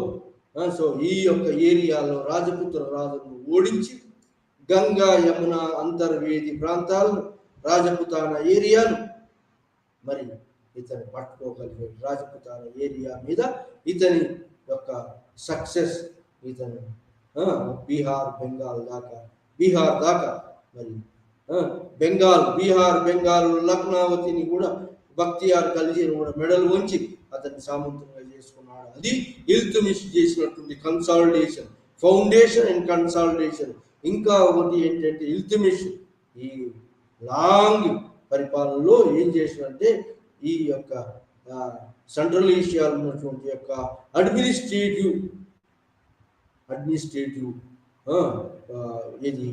డివైజెస్ అంటే కొత్త పద్ధతులను ఫాలో అయ్యాడు. ఆ విధంగా అతను ఆక్రమించిన ప్రాంతాన్ని అంతా కూడా ఇక్తాలుగా డివైడ్ చేశాడు. డివైడ్ చేసి ఇక్తాల మీద ఒక ప్రావిన్సెస్ లేదా ఇక్తాలుగా చేశాడు. వాటి మీద గవర్నర్స్ అపాయింట్ చేశాడు ఇల్తుమిష్. ఆ విధంగా centralised administration system చేయగలిగిండు Iltutmish. ఇక్తా system. ఆ విధంగా లోయర్ ప్లేస్లలో అంటే కింది ప్లేసులలో ఎవరిని పెట్టాడు? లోకల్ అడ్మినిస్ట్రేషన్ కంటిన్యూ అయ్యింది. కానీ సెంట్రల్ లెవెల్లో మొత్తం ముస్లింల చేతిలో 40 చెహల్గని అనేది 40 నోబుల్స్, మొత్తం నోబుల్స్ పరిపాలనలో 40 నోబుల్స్ సాయంతో ఇక్తా సిస్టమ్ ప్రవేశపెట్టి మొత్తం ఇక్తాలు ప్రాంతాలుగా ఆ ఇక్తాలని లేదా ప్రాంతాలుగా మార్చి డివైడ్ చేసి ఇక్తాదారులను అపాయింట్ చేశాడు. ఆ విధంగా మొత్తం పరిపాలన అంతా కన్సాలిడేషన్ సెంట్రలైజేషన్ చేయగలిగిండు ఇల్తుత్మిష్. ఆ విధంగా లా అండ్ ఆర్డర్ను ఎస్టాబ్లిష్ చేయగలిగాడు. రాజపుతాన స్టేట్స్ ఓడించాడు. ఇక నార్త్ వెస్టర్న్ పార్ట్ ఆఫ్ ఇండియాలో అలూఫ్నెస్ పాటించి ఈ యొక్క నార్త్ వెస్టర్న్ పార్ట్ ఆఫ్ ఇండియాను కన్సాలిడేట్ చేయగలిగాడు. తర్వాత ఈ విధంగా గంగా యమున మరి రాజపుతాన ఏరియాను మొత్తం అతని పరిపాలనలోకి తీసుకొచ్చుకున్నాడు. కాబట్టి ఇల్తుత్మిష్ను real founder of the Delhi sultanate అంటారు. రియల్ ఫౌండర్ ఎవడంటే ఇల్తుత్మిష్. ఎందుకు? అతని మొత్తం ఇది సంచలనాత్మకమైన ఉన్నటువంటి యొక్క కాన్ఫ్లిక్ట్స్ తోటి మరి ఇన్స్టెబిలిటీ తోటి ఉన్నటువంటి యొక్క కింగ్డమ్ స్టేబుల్ గవర్నమెంట్ని ఏర్పాటు చేసినటువంటి వాడు ఫార్టీ చెహల్గని నోబుల్స్ యొక్క సాయంతో స్టేబుల్ గవర్నమెంట్ని ఏర్పాటు చేసి కన్సాలిడేట్ చేసి ఫౌండేషన్ ఏర్పాటు చేసినటువంటి వాడు ఇల్తుత్మిష్. కాబట్టి real founder of Delhi sultanate ఎవడంటే ఇల్తుత్మిష్ అంటారు. ఆ విధంగా ఇల్తుత్మిష్ తర్వాత 40 ప్రభుత్వం అంతా కూడా అతని చనిపోయిన తర్వాత 30 ఏళ్ళు దాదాపు 1265 దాకా ఎవరంటే 4 సుల్తాన్లు పరిపాలన, నాసిరుద్దీన్ అహ్మద్, రజియా సుల్తానా, మరి ఇంకా 4 పరిపాలించారు. కానీ ఇదంతా కూడా వీళ్ళ కాలంలో 40 చెహల్గని నోబుల్స్ వాళ్ళే ఆధిపత్యాన్ని చెలాయిస్తూ ఢిల్లీ సింహాసనాన్ని శాసిస్తూ వచ్చారు. ఆ విధంగా నాసిరుద్దీన్ మొహమ్మద్ తర్వాత రజియా సుల్తానా తర్వాత మరి 40 చెహల్గని నోబుల్స్ ఎదుర్కొని మరి ఆ నోబుల్స్లో ఒకడైన బాల్బన్, ఒక ఐరన్ విల్డ్ మ్యాన్ బాల్బన్ వచ్చాడు. ఆ బాల్బన్ ఒక ఐరన్ విల్డ్ మ్యాన్ బాల్బన్ వచ్చి అతను మొత్తం కన్సాలిడేషన్ ఇక్తాసిస్టాన్ని మొత్తం మరి నార్త్ వెస్టర్న్ పార్ట్ ఆఫ్ ఇండియాలో ఉన్నటువంటి మంగోల్ దండయాత్రలను కానీ మరి తిప్పికొట్టిండు బాల్బన్. అదేవిధంగా లా అండ్ ఆర్డర్ని ఏర్పాటు చేశాడు. రియల్ అందరి రాజపుత్రులను ఓడించాడు. బీహార్, బెంగాల్ ప్రాంతాన్ని పట్టుకున్నాడు. సో ఆ విధంగా మరి బక్తియార్ ఖల్జీని ఆ మొత్తం రాజపుతాన ఏరియాను మొత్తం సెంట్రల్ ఇండియాను రాజపుతాన ఏరియాను మొత్తాన్ని పట్టుకున్నటువంటి వాడు బాల్బన్. ఎప్పుడు 1265 నుంచి 1290 దాకా బాల్బన్ ఐరన్ విల్లుడ్ మ్యాన్. ఇతని కాలంలో ఏం జరిగిందంటే real foundation of Delhi sultanate Kingdom, strong Kingdom establish చేశాడు. ఆ విధంగా రాజుకు ఉన్నటువంటి గౌరవాన్ని మరి రాజు దైవాంశ సంభూతుడు, కిస్సింగ్ ది ఫీట్ ఆఫ్ సుల్తాన్ అని దాన్ని ప్రవేశపెట్టాడు. ససానిక్ ఎంపైర్లో ఉన్నటువంటి యొక్క ఈ యొక్క సెంట్రల్ ఏషియాలో ససానిక్ ఎంపైర్లో ఉన్నటువంటి tradition raising the sultan position. Ordinary man కాదు, సుల్తాన్ అంటే దైవాంశ సంభూతుడు అనే దాన్ని తీసుకొచ్చాడు. ఎవరు? బాల్బన్. సుల్తాన్ మరి స్ట్రాంగ్ ఫౌండేషన్, మరి దారి దోపిడి దొంగలు లేదా లా అండ్ ఆర్డర్ స్టర్న్గా మరి ఇంప్లిమెంట్ చేసి అందరినీ అణిచివేసి సప్రెషన్ ఆల్ రివోల్ట్స్ అన్నిటి కూడా ఎవరు 40 చెహల్గని మొత్తాన్ని చీల్చి చెండాడాడు. ఎవరు? బాల్బన్. ఆ విధంగా నోబుల్స్ 40 నోబుల్స్ చెహల్గని చెండాడి మరి ఢిల్లీ సుల్తానేట్ కింగ్డమ్ను హయ్యెస్ట్ స్టేజ్కి దైవాంశ సంభూతులు రూలర్కు మిగతా వాళ్ళకు పోలిక లేదు. అతన్ని పాదాలను ముద్దాడాలి. ఆ మిగతా వాళ్ళు ప్రజలు సుల్తాన్ సమానం కాడు. సుల్తాన్ అనేవాడు దైవం చేత భగవంతుని చేత నియమింపబడ్డాడు.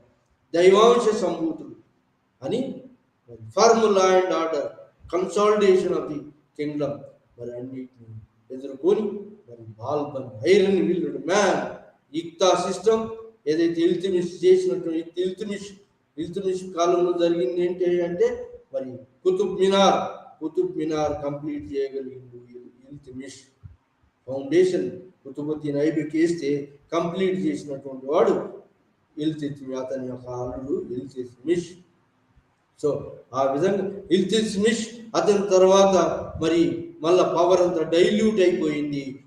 మరి అంత తిరుగుబాటు జరిగింది, రాజపుత్రులు అందరూ తిరుగుబాటు, మళ్ళీ అంతటా మరి అంత తిరుగుబాటు. ఎందుకంటే వీళ్ళంతా స్లేవ్ ఎవడైతే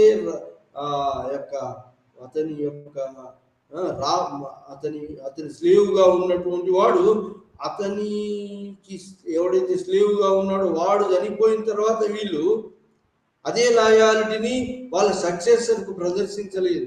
ఆ విధంగా స్లేవ్ డైనాసిటీలో ఉన్న లోపం ఏంటంటే వాళ్ళు ఎవరైతే కొన్నారో స్లేవ్స్ వాళ్ళు చనిపోయిన తర్వాత మళ్ళీ వాళ్ళు తిరుగుబాటు చేయటం, ఆ విధంగా రెబలియన్స్ స్టార్ట్ కావటం, ఆ విధంగా నోబుల్స్ కూడా తిరుగుబాటు చేయటం, ఈ విధమైనటువంటి యొక్క తిరుగుబాట్లన్నింటినీ మరి బాగా అణిచివేసి కన్సాలిడేట్ చేయగలిగినటువంటి వాడు ఢిల్లీ సుల్తాన్ యొక్క కింగ్డమ్, రాజపుతాన్ ఏరియాలో, నార్త్ వెస్టర్న్ పార్ట్ ఆఫ్ ఏరియాలో, బీహార్ బెంగాల్ ఏరియాలో కన్సాలిడేట్ చేసి మరి ఇక్తా సిస్టాన్ని ఫర్మ్గా ఇంప్లిమెంట్ చేసి సెంట్రలైజ్డ్ అడ్మినిస్ట్రేషన్ చేయగలిగినటువంటి వాడు, లా అండ్ ఆర్డర్ను ఎస్టాబ్లిష్ చేసి రాజు యొక్క స్థితిని ఉన్నతి తీసుకుపోయి దైవాంశ సంభూతులు అని స్టేజీ తీసుకొచ్చి ఫర్మ్ ఫౌండేషన్ అండ్ మరి కన్సాలిడేషన్ చేయగలిగినటువంటి వాడు ఈ ఏరియాను అంతకుముందు ఏరియాలు ఏదైతే ఆధ్వర్యంలోకి వచ్చిన ఆ ఏరియాల్లో ఫర్మ్ ఫౌండేషన్ ఆఫ్ అడ్మినిస్ట్రేషన్ సిస్టాన్ని పెట్టినటువంటి అడ్మినిస్ట్రేషన్ సిస్టాన్ని మరి ఫౌండేషన్ ఆఫ్ అడ్మినిస్ట్రేషన్ సిస్టాన్ని తీసుకొచ్చిన మొదటి foundation for new administration Iltutmish కారకుడైతే firm foundation of administrative system, strong administrative సిస్టాన్ని స్ట్రాంగ్ గా ఫౌండేషన్ చేసినటువంటి వాడు బాల్బన్.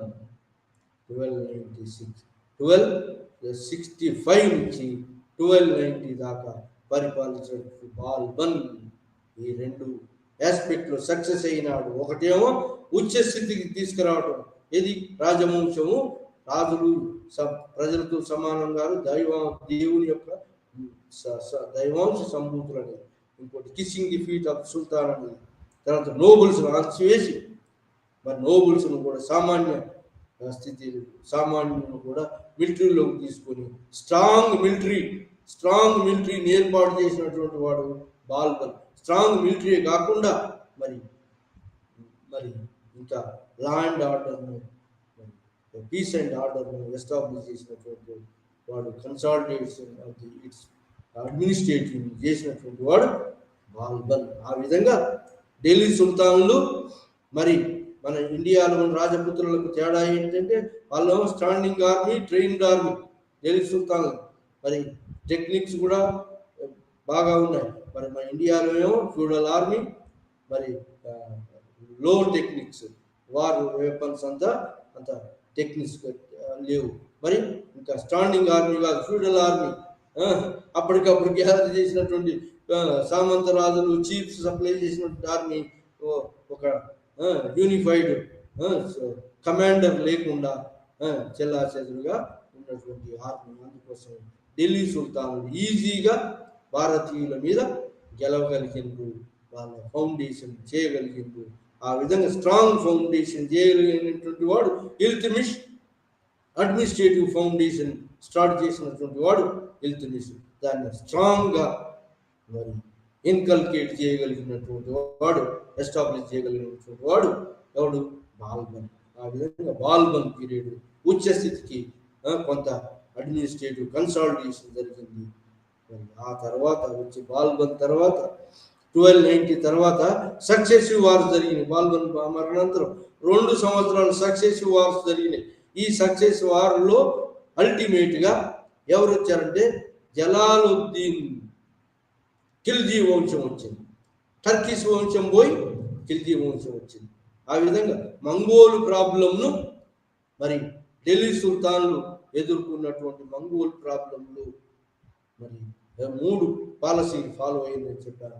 ఆ మంగోల్ ప్రాబ్లం ఒకటి అలూఫ్నెస్ అనేది కుతుబుద్దీన్ ఐబక్ ఫాలో అయినాడు, మరి ఇల్తుమిష్ ఫాలో అయినాడు. అలూఫ్నెస్ అనేది మరి తర్వాత బాల్బన్ కూడా అణిచివేశాడు. మరి తర్వాత మరి ఈ బాల్బన్ తర్వాత వచ్చినటువంటి బక్తియార్ ఖల్జీ వంశం అంటే ఎవరంటే వీళ్ళు టర్కులు గారు, టర్క్స్. ఇంతకుముందు పరిపాలించినటువంటి వాళ్ళు టర్కిష్ రేస్. మరి వీళ్ళది ఖల్జీ అనే వాళ్ళది డిఫరెంట్ రేస్ అని జియావుద్దీన్ బర్నీ అంటాడు. డిఫరెంట్ రేస్ అంటే ఏమి రేసు? ఈ ఖల్జీలు ఆల్రెడీ ఎక్కడున్నారంటే బెంగాల్ గవర్నర్ గా ఉన్నటువంటి బక్తియార్ ఖల్జీ, వాడు ముక్తి అంటే చీఫ్ జడ్జ్. ముక్తి మరి ఆ చీఫ్ జడ్జి మరి ముక్తి మీద మరి పరిపాలకుడు కూడా. ఆ విధంగా బెంగాల్ పరిపాలిస్తున్నాడు. ఈ జలాలుద్దీన్ ఖల్జీ అనేవాడు ఎక్కడ పరిపాలిస్తున్నాడంటే పంజాబ్ ప్రాంతాన్ని, పెషావర్ పంజాబ్ ప్రాంతాన్ని అతని ఆధ్వర్యంలో ఉంది. అక్కడ ఇతను కూడా జలాలుద్దీన్ ఖల్జీ అనేవాడు మొట్టమొదటిసారి ముక్తి చీఫ్ జడ్జి, తర్వాత పరిపాలకుడు అయినాడు ఆ పంజాబ్ ప్రావిన్స్ కు. అక్కడి నుంచి అతని సైన్యాన్ని ఈ వార్ ఆఫ్ సక్సెషన్ జరుగుతుంది 2 సంవత్సరాలు. ఇది కుతుబుద్దీన్ ఈ బాల్బన్ తర్వాత మరి 2 సంవత్సరాలు వార్ ఆఫ్ సక్సెషన్ అంతర్యుద్ధం జరుగుతున్న టైంలో జలాలుద్దీన్ ఖిల్జీ పంజాబ్ ప్రావిన్స్ ను పరిపాలిస్తున్నటువంటి వాడు తన సైన్యాన్ని తీసుకొచ్చి ఢిల్లీలో ఖల్జీ వంశాన్ని స్థాపించాడు. ఆ విధంగా 1290 నుంచి 6 years జలాలుద్దీన్ ఖిల్జీ 6 సంవత్సరాలు పరిపాలించాడు. ఈ యొక్క సక్సెసివ్ వార్ని ఎండ్ చేసి ఢిల్లీని బాగా పట్టుకొని, ఢిల్లీని క్యాపిటల్ పట్టుకొని మరి సప్రెషన్ ఇమీడియట్లీ అతని అటెన్షన్ ఏంటంటే రివోల్ట్స్ అన్నిటిని కూడా సప్రెస్ చేయగలిగి ఇంతకుముందు పూర్వస్థితికి తీసుకురాగలిగిండు ఎవరు? జలాలుద్దీన్ ఖల్జీ వంశం వాడు. 1290లో వచ్చాడు. 6 years పరిపాలించాడు. కానీ ఆ 6 yearsలో ఎవరు? అల్లావుద్దీన్ ఖిల్జీ, అతని నెఫ్యూ, అతని అల్లుడు కారా ప్రాంతాన్ని పరిపాలిస్తూ దేవగిరిని మీద దండయాత్ర చేసి పెద్ద మొత్తంలో ప్లండరింగ్, లూటింగ్, రైడ్ తీసుకొచ్చిందని జలాలుద్దీన్ ఖిల్జీని ఇన్వైట్ చేసి ఆ జలాలుద్దీన్ ఖిల్జీని అక్కడ ఇన్వైట్ చేసి అతని మామను చంపేసి అతని రాజుగా ప్రకటించుకున్నాడు. ఈ యొక్క ఎవరైతే ఎదురు తిరిగే వాళ్ళు అందరినీ కూడా మరి ఈ యొక్క ధనంతోటి, డబ్బుతోటి, మరి పదవులతోటి లేదా సప్రెషన్ చేయడంతో వాళ్ళని అణిచివేయగలిగి అల్లావుద్దీన్ ఖిల్జీ 1296లో అల్లావుద్దీన్ ఖిల్జీ రాజ్యానికి వచ్చారు. ఆ ఢిల్లీ సుల్తాన్లో అందరిలో కన్నా అతి గొప్ప వాడు ఎవడంటే అల్లావుద్దీన్ ఖిల్జీ. 1296 నుంచి 1316 దాకా దాదాపు 20 సంవత్సరాలు పరిపాలించాడు. 1296 1316 అంటే 20 సంవత్సరాలు పరిపాలన చేసినటువంటి యొక్క మరి 1316 AD CE దాకా పరిపాలన చేసినటువంటి వాడు అల్లావుద్దీన్ ఖిల్జీ. మహా గొప్ప యోధుడు, మహా గొప్ప మరి గొప్ప సుల్తాన్. అతని కాలంలో నార్త్ వెస్టర్న్ పార్ట్ ఆఫ్ ఇండియాను మంగోళ్ళ దాడి నుంచి రక్షించగలిగాడు. అంతేకాకుండా రివోల్ట్ అన్నింటినీ ఈజీగా సపరేట్ చేయగలిగాడు. ఆ విధంగా మరి సపరేట్ చేయగలగటం కాకుండా నార్త్ ఇతని యొక్క దండయాత్రలు, అల్లావుద్దీన్ ఖిల్జీ దండయాత్ర ఎక్కడంటే మొట్టమొదటిసారి నార్త్ వెస్ట్ పార్ట్ ఆఫ్ ఇండియాలో మంగోళ్ళ థ్రెట్ నుంచి బలమైనటువంటి యొక్క మిలిటరీ గవర్నర్ పంజాబ్, లాహోర్, ముల్తాన్ ఏరియాలో మరి బలమైన సైన్యాన్ని పెట్టాడు. మంగోల్ నుంచి ఢిల్లీ సుల్తాన్ రాజ్యాన్ని మరి రక్షణ గోడగా నిర్మించినటువంటి వాడు మరి రక్షణ, మరి మిలిటరీని ఆ యొక్క ఏరియాలో స్ట్రాంగ్ గవర్నర్స్ పెట్టి మిలిటరీని అక్కడ పెట్టి మరి మంగోల్ నుంచి ఢిల్లీ సుల్తాన్ రాజ్యాన్ని రక్షించగలిగినటువంటి వాడు అల్లావుద్దీన్ ఖిల్జీ రక్షించినాడు. Allauddin Khilji strong resistance. మరి తర్వాత అతను ఇంకా మొట్టమొదటిసారి అతను ఏం చేశాడంటే వెస్టర్న్ ఇండియా, ఆ తర్వాత north western part of India, తర్వాత వెస్టర్న్ ఇండియాలో మొట్టమొదటిసారి ఇతను పట్టుకున్నటువంటి ఏరియా ఏంటంటే గుజరాత్ ఏరియా. వెస్టర్న్ ఇండియా పోయాడు. వెస్టర్న్ ఇండియాలో గుజరాత్ ఏరియాను బట్టి గుజరాత్ ఏరియా అనిల్వారా ఏరియాలో ఈ ఓడరేవులు ఉన్నాయి, ట్రేడ్ అండ్ కామర్స్ బాగా ప్రసిద్ధి కాబట్టి ఆ ఏరియాను పట్టుకున్నాడు ఎవరు? అల్లావుద్దీన్ ఖిల్జీ. ఆ తర్వాత అల్లావుద్దీన్ ఖిల్జీ మరి నార్త్ ఇండియాలో గంగా యమున మైదానంలో మరి ఈ యొక్క బక్తియార్ ఖిల్జీ వంశస్థులు పరిపాలిస్తున్నటువంటి యొక్క ఈ బీహార్ బెంగాల్ కూడా తన లక్నో దాకా సైన్యాన్ని ఆ ప్రాంతాలను తన ఆధీనంలో తీసుకొచ్చిన అక్కడ గవర్నర్ను అపాయింట్ చేశాడు. ఆ విధంగా మరి ఈ యొక్క బీహార్ బెంగాల్ అతను ఆధీనం. ఆ తర్వాత రాజపుత్ర కింగ్డమ్, వరుసగా రాజపుత్ర కింగ్డమ్లు ఏంటి? ఈ యొక్క రణతంబోర్, మేవార్, జాలోర్ రాజపుత్ర కింగ్డమ్. సెంట్రల్ ఇండియాలో ఉన్న రాజపుతాన ఏరియాలో ఉన్నటువంటి రాజపుత్ర కింగ్డమ్లన్నిటిని కూడా మరి తన ఆధీనంలో తీసుకొచ్చుకున్నాడు. 1300 వరకు మొత్తం నార్త్ ఇండియా మొత్తం ఒక ఒరిస్సా ప్రాంతాన్ని తప్ప ఒక బీహార్ బెంగాల్ మన తన ఆధీనంలోకి వచ్చి మళ్ళీ పోయింది. ఆ మిగిలిన మొత్తం నార్త్ ఇండియానంతా కూడా తన ఆధీనంలో తీసుకొచ్చుకున్నాడు ఎవరు? అల్లావుద్దీన్ ఖిల్జీ. ఆ విధంగా స్ట్రాంగ్ ఫౌండేషన్ చేసినటువంటి యొక్క ఎక్స్పాన్షన్, బాగా ఢిల్లీ సుల్తాన్ కింగ్డమ్ను ఎక్స్పాన్షన్ చేసినటువంటి వాడు అల్లావుద్దీన్ ఖిల్జీ. అతని మార్కెట్ ప్రైస్ కంట్రోల్ సిస్టమ్ మరి పెద్ద సైన్యాన్ని ఏది మరి ఈ యొక్క మంగోల్ దండయాత్రలను అరికట్టడానికి పెద్ద స్టాండింగ్ ఆర్మీని రిక్రూట్ చేసుకున్నటువంటి వాడు అల్లావుద్దీన్ ఖిల్జీ సెక్యులర్ పాలసీని ఫాలో అయ్యిండు. రిలీజియస్ పాలసీ కాకుండా సెక్యులర్ పాలసీ ఫాలో అయ్యి మరి తాను నమ్మింది ఎవరి ధనం, నోబుల్స్ అందరినీ ధనం ఉన్న కానీ తిరుగుబాటు ఉంటుందని ధనవంతులు కాకుండా చేశాడు ఎవరిని. ఆ విధంగా మొత్తం ముస్లింలని అపాయింట్ చేసి మొత్తం సెంట్రలైజ్డ్ అడ్మినిస్ట్రేషన్ మొత్తం చేశాడు ఎవరు? అల్లావుద్దీన్ ఖిల్జీ. ఆ తర్వాత దక్కన్ దండయాత్రలు చేసి దక్కన్ రాజ్యాల మీద, దేవగిరి మీద దండయాత్ర చేశాడు. రామచంద్రదేవుని ఓడించాడు. ఇది మాలికాఫర్ను తన దక్కన్ దండయాత్రలకు ఉపయోగించుకున్నాడు మాలికాఫర్ను. సో ఆ విధంగా మాలికాఫర్ ఆధ్వర్యంలో దేవగిరిని వశపరుచుకొని ఆ రాజ్యాన్ని మళ్ళా యాదవరాజులకు ఇచ్చేశాడు. ఆ తర్వాత మళ్ళీ ఏది వరంగల్లో ఉన్నటువంటి కాకతీయ రాజుల మీద దండయాత్ర చేసి ఆ రాజ్యాన్ని కూడా వశపరుచుకున్నాడు. ఆ తర్వాత మళ్ళీ అదేవిధంగా హోయసల మీద దండయాత్ర చేశాడు, అది కూడా వశపరుచుకున్నాడు. ఆ తర్వాత మలబార్ ప్రాంతంలో, మదురై ప్రాంతంలో పాండ్యుల మీద దండయాత్ర చేశాడు.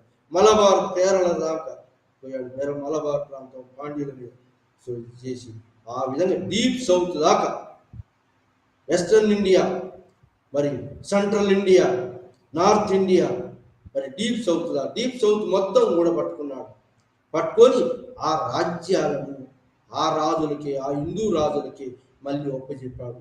అతని యొక్క ఉద్దేశం ఏంటంటే ఇంత దూరం నుంచి, ఢిల్లీ నుంచి అక్కడ దాకా పరిపాలన చేయలేమని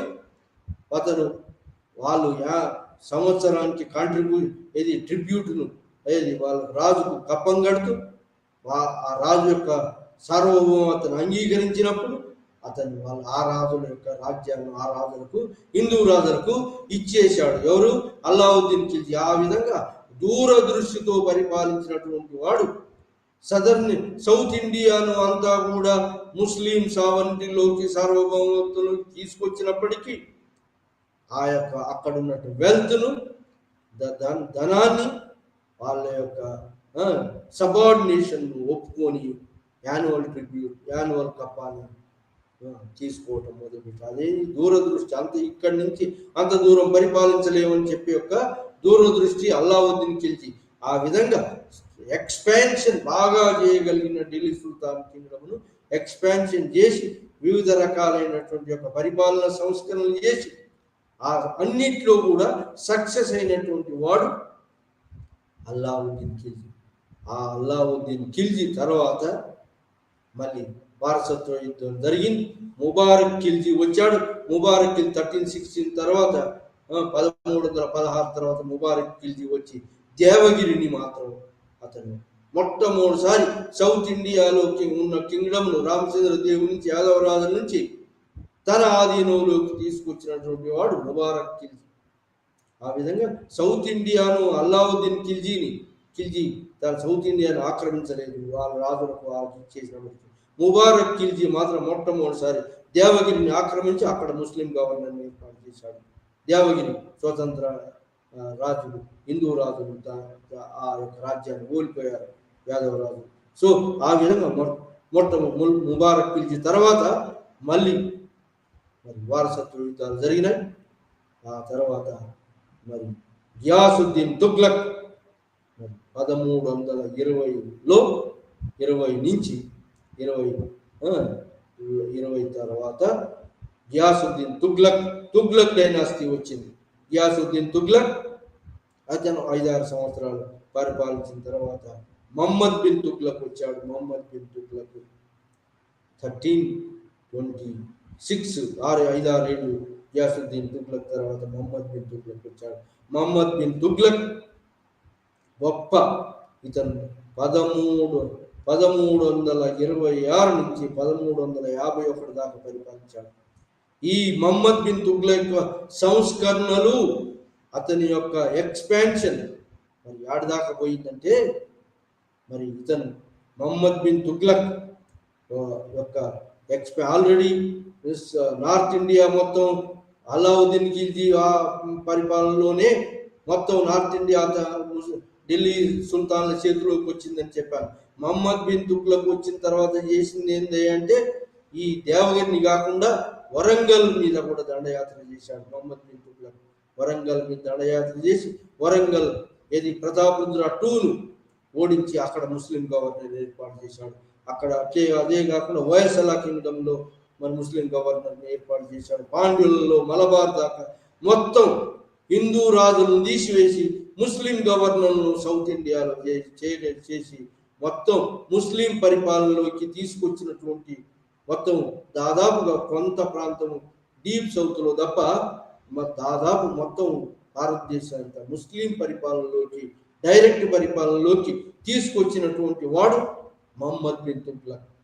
ఆ విధంగా నార్త్ వెస్టర్న్ పార్ట్ మరి నార్త్ ఇండియాలో కూడా పంజాబ్ నార్త్ ఇండియాలో ముఖ్యంగా ఈ బీహార్ బెంగాల్ ఇంకా తిరుగుబాటు చేస్తుంది. ఆ తిరుగుబాటు చేసే బీహార్ బెంగాల్ కూడా తన అధీనంలోకి తీసుకొచ్చుకున్నాడు. ఎవరు? మహమ్మద్ బిన్ తుగ్లక్. అది కాకుండా ఇంకా ఏం చేశాడు? ఒరిస్సా ప్రాంతం ఈ వరంగల్ పోర్టు మీద దండయాత్ర చేసినప్పుడు వరంగల్ కోట మీద ఈ యొక్క ఒరిస్సాలోని జాలూరు అనేటువంటి రాజ్యాన్ని పరిపాలించిన రాజు అతనికి వరంగల్ వాళ్ళకి సాయం చేస్తుంటే దాని మీద కూడా దండయాత్ర చేసి సైన్యాన్ని నడిపి ఆ యొక్క ఒరిస్సా ప్రాంతాన్ని కూడా పట్టుకున్నాడు. ఆ విధంగా మొత్తం భారతదేశంలో ప్రాంతాలను నార్త్ వెస్టర్న్ పార్ట్ ఆఫ్ ఇండియాలో కొరజిల్ హిమాచల్ ప్రదేశ్ ప్రాంతంలో తిరుగుబాటు జరిగింది. ఆ యొక్క కొరజిల్ ప్రాంతాన్ని తిరుగుబాటును అణిచివేశాడు. కానీ అక్కడ పోయిన సైన్యం ఎంతో లాస్ అయింది. సైన్యం అణిచివేశాడు. కానీ కొరజిల్ ఎక్స్పెండిచర్ బాగా పెద్ద. హిమాచల్ ప్రదేశంలో గుట్టల ప్రాంతంలో తిరుగుబాటును అణిచివేయడం, వాళ్ళు గెరిల్లా యుద్ధం తోటి ఎంతో సైన్యం చనిపోయింది. ఇది గొప్ప లాస్. మహమ్మద్ బిన్ తుగ్లక్ అతి తెలివైన వాడు. ఈ జియావుద్దీన్ బరణి ప్రకారంగా మహమ్మద్ బిన్ తుగ్లక్ తెలివైన వాడు. ఇతని యొక్క నార్త్ ఈస్టర్న్ పార్ట్ ఆఫ్ ఖొరాజాన్ ఆక్రమించాలనుకున్నాడు. ఖొరాజాన్లో 2,70,000 సైన్యాన్ని కూర్చాడు. కానీ ఆ సైన్యాన్ని ఖొరాజాన్ దండయాత్ర చేయకుండా ఆ సైన్యాన్ని మనం రద్దు చేశాడు. సో దాంతో ఇంకా అతని ఎక్స్పెరిమెంట్స్ ఏంటంటే ఈ యొక్క గంగా యమున మైదానంలో ఎక్కువ పన్నును వసూలు చేశాడు. వసూలు చేయాలని నిర్ణయించాడు, లేక అల్లావుద్దీన్ ఖిల్జీ లాగా. కానీ అల్లావుద్దీన్ ఖిల్జీ సక్సెస్ అయిండు, హాఫ్ 1/2 ట్యాక్స్ వసూలు చేశాడు, కానీ సక్సెస్ అయ్యిండు. కానీ ఇతను సక్సెస్ కాలేదు. సో ఎవరు? Mohammed bin Tughlaq. అదేవిధంగా మరి సెంట్రల్ ఇండియాలో నుంచి పరిపాలించాల్సి రాజధానిని ఢిల్లీ నుంచి మరి ఇక్కడికి మార్చాడు, దేవగిరికి మార్చాడు. కానీ ఆ నోబుల్స్, మిగతా వాళ్ళు కోర్టియర్స్, నోబుల్స్ యొక్క వాళ్ళు కోఆపరేషన్ చేయకపోవడంతో అతని యొక్క పరిపాలన సంస్కరణలన్నీ విఫలమైనవి.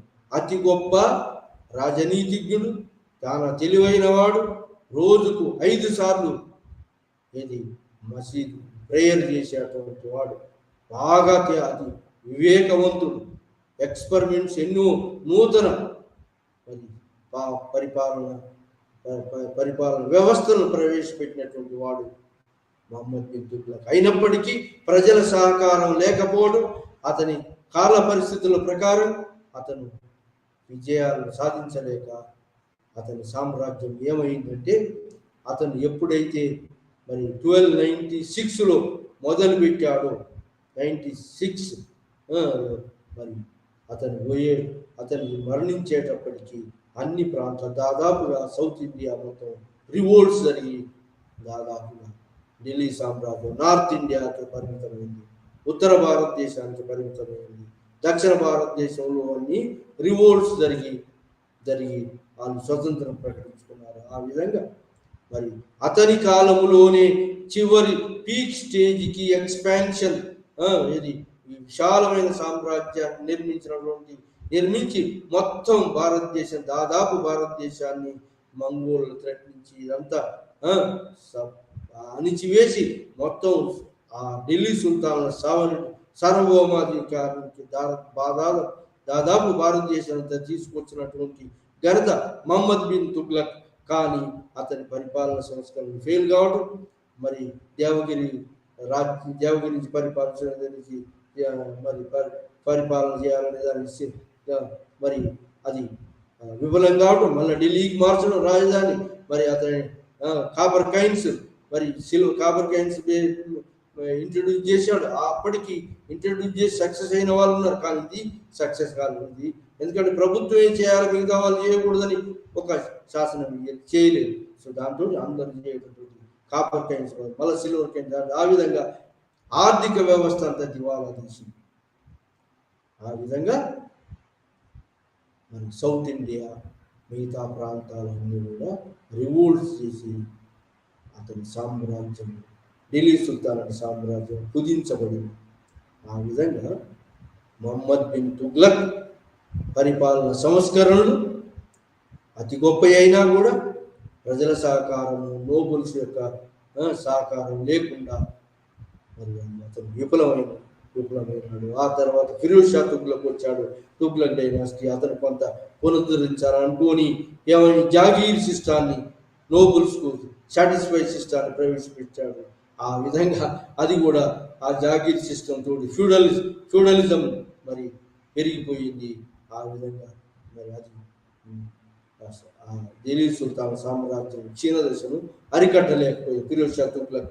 ఆ తర్వాత తుగ్లక్ తర్వాత సయ్యద్ డైనాసిటీ, సయ్యద్ తర్వాత లోడీ డైనాసిటీ, ఆ తర్వాత ఈ యొక్క ఢిల్లీ సుల్తాన్ సామ్రాజ్యం క్షీణించి మరి ఓన్లీ కొంత ఏరియాకు పరిమితమైన టైంలో మొఘల్స్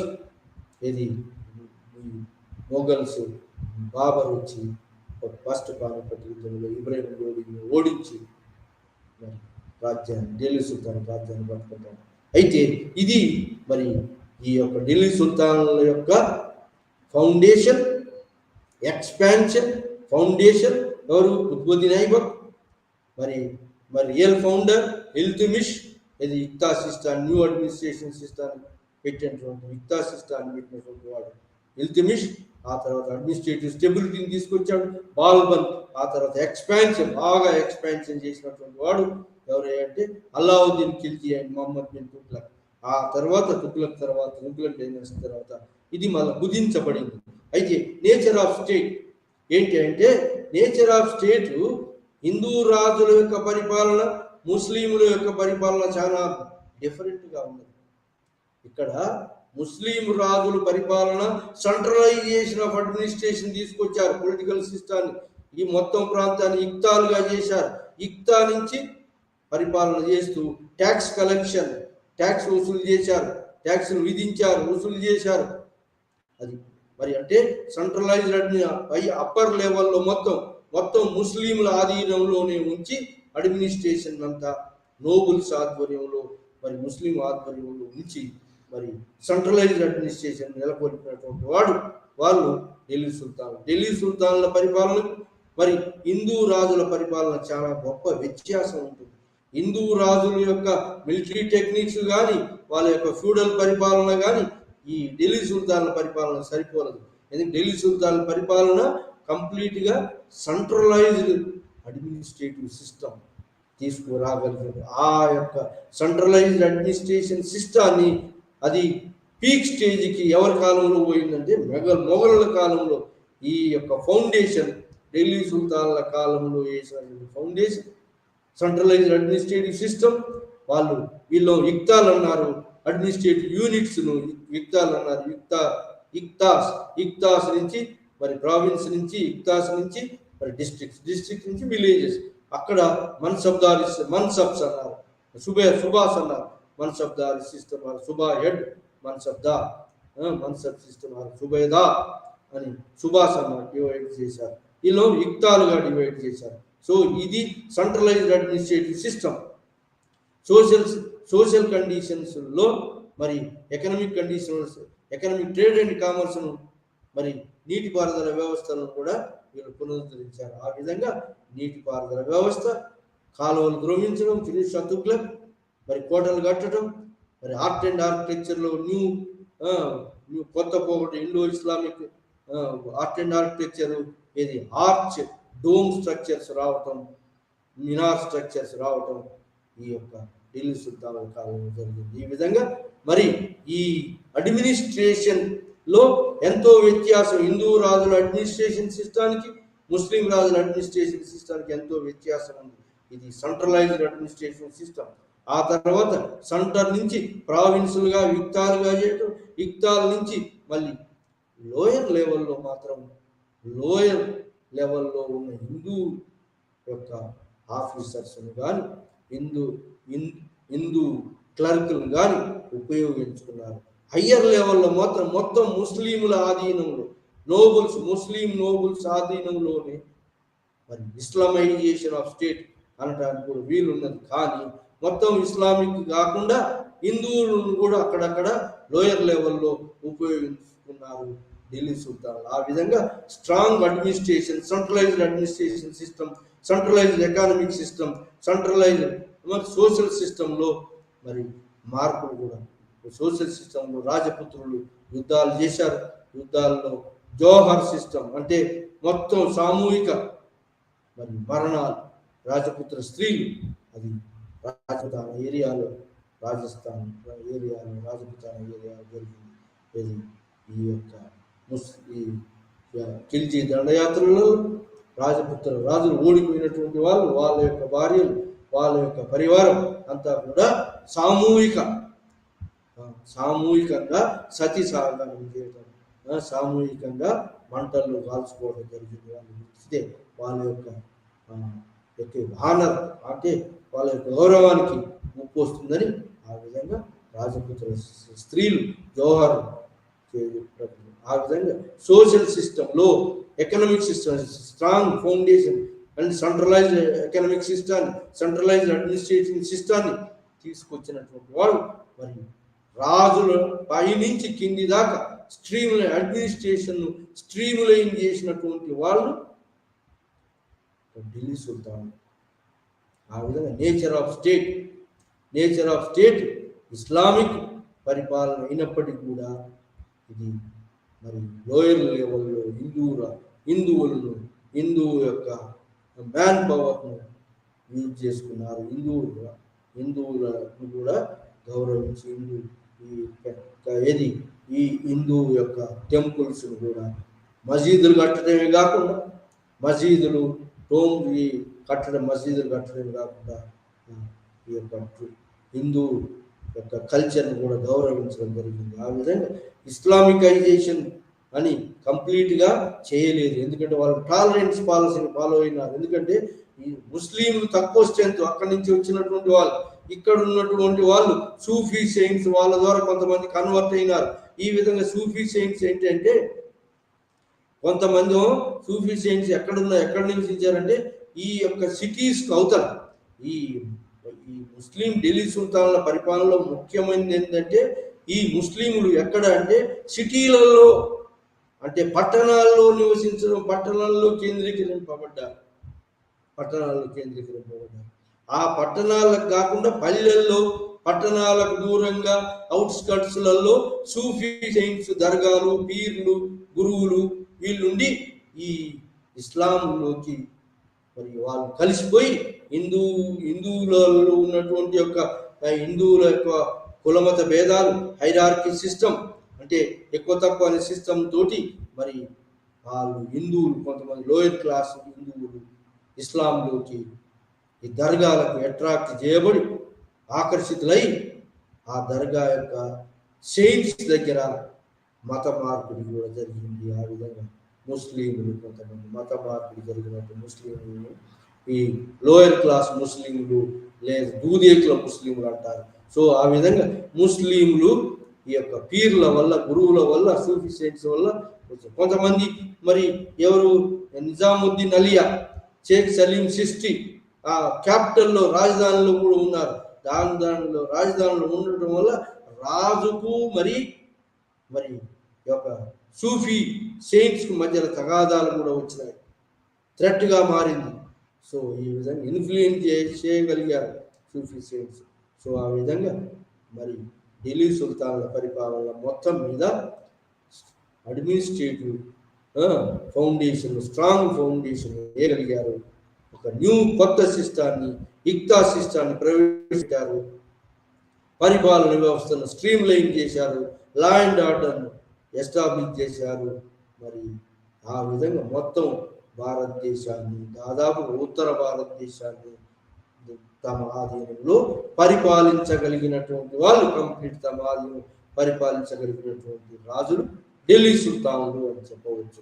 ఆ విధంగా కొత్త రాజకీయ వ్యవస్థను, కొత్త ఆర్థిక వ్యవస్థను, centralised administrative system, centralised economic system, religious tolerance policy follow అయినటువంటి వాళ్ళు ఢిల్లీ సుల్తానులు.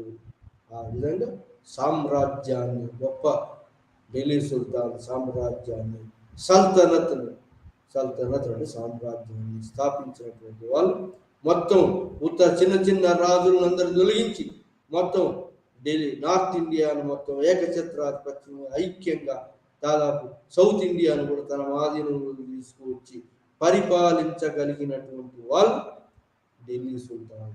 ఆ విధంగా ఢిల్లీ సుల్తాన్లో the foundation of Delhi sultanate kingdom foundation laid by ఎవరు?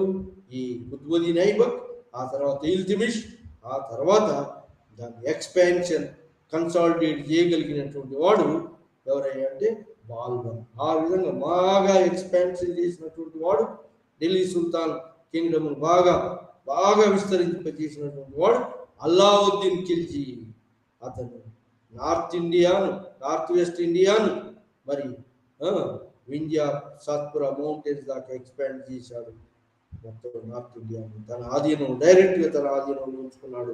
సౌత్ ఇండియాను మాత్రం ఆ హిందూ రాజులను ఓడించి అక్కడ ధనాన్ని తీసుకొని సంవత్సరికి కప్పానికి ఒప్పుకొని ఆ రాజును వాళ్ళకి ఇచ్చేశాడు. కానీ ఇదే పద్ధతిని మరి మహమ్మద్ బిన్ తుగ్లక్ అనుసరించలేదు. ఆ రాజులందరూ తొలగించి ముస్లిం గవర్నర్ పెట్టాడు.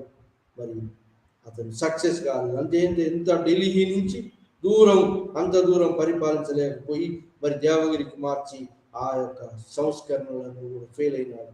ఆ విధంగా సంస్కరణలు, ఎక్స్పాన్షన్లో సక్సెస్ అయినటువంటి వాడు అల్లావుద్దీన్ ఖిల్జీ. ఆ రెండిట్లో ఎక్స్పాన్షన్ చేసినప్పటికీ దాంట్లో ఫెయిల్ అయినటువంటి, విజయం సాధించలేనటువంటి వాడు, కన్సాలిడేట్ చేయలేకపోయినటువంటి వాడు ఉమ్, మహమ్మద్ బిన్ తుగ్లక్ అతని యొక్క సంస్కరణలు ఫెయిల్ అయి సుల్తాన్ అతని రాజ్యము అతని మొదట ఎక్కడ మొదలుపెట్టాడో అక్కడి దాకాని ఆ, మొట్టమొదటి 1290 అంటే ఖిల్జీ కన్నా ముందు ఎంతైతే ఉండేదో అంతవరకే పరిమితమైంది అతను చనిపోయేట నాటికి. అలావుద్దీన్ ఖిల్జీ స్థాపించిన దక్కన్ మొత్తం పోయింది. సో ఆ విధంగా దక్కన్ పోయింది, రాజపుతాన పోయింది. 1296 లో ఎంతైతే జలాలుద్దీన్ ఖిల్జీ వచ్చేటప్పటికి ఎంత సామ్రాజ్యం ఉందో అంత సామ్రాజ్యం మాత్రమే తుగ్లకులకు మిగిల్చినటువంటి వాడు ఈ యొక్క మొహమ్మద్ బిన్ తుగ్లక్. ఫిరోజ్ షా తుగ్లక్ వచ్చి అతని యొక్క మరి ఆ విధంగా ఢిల్లీ సుల్తాన్లో ఎక్స్పాన్షన్ మరి కన్సాలిడేట్ చేయగలిగినటువంటి వాళ్ళు. ఇది ఈరోజు ఈ లెసన్.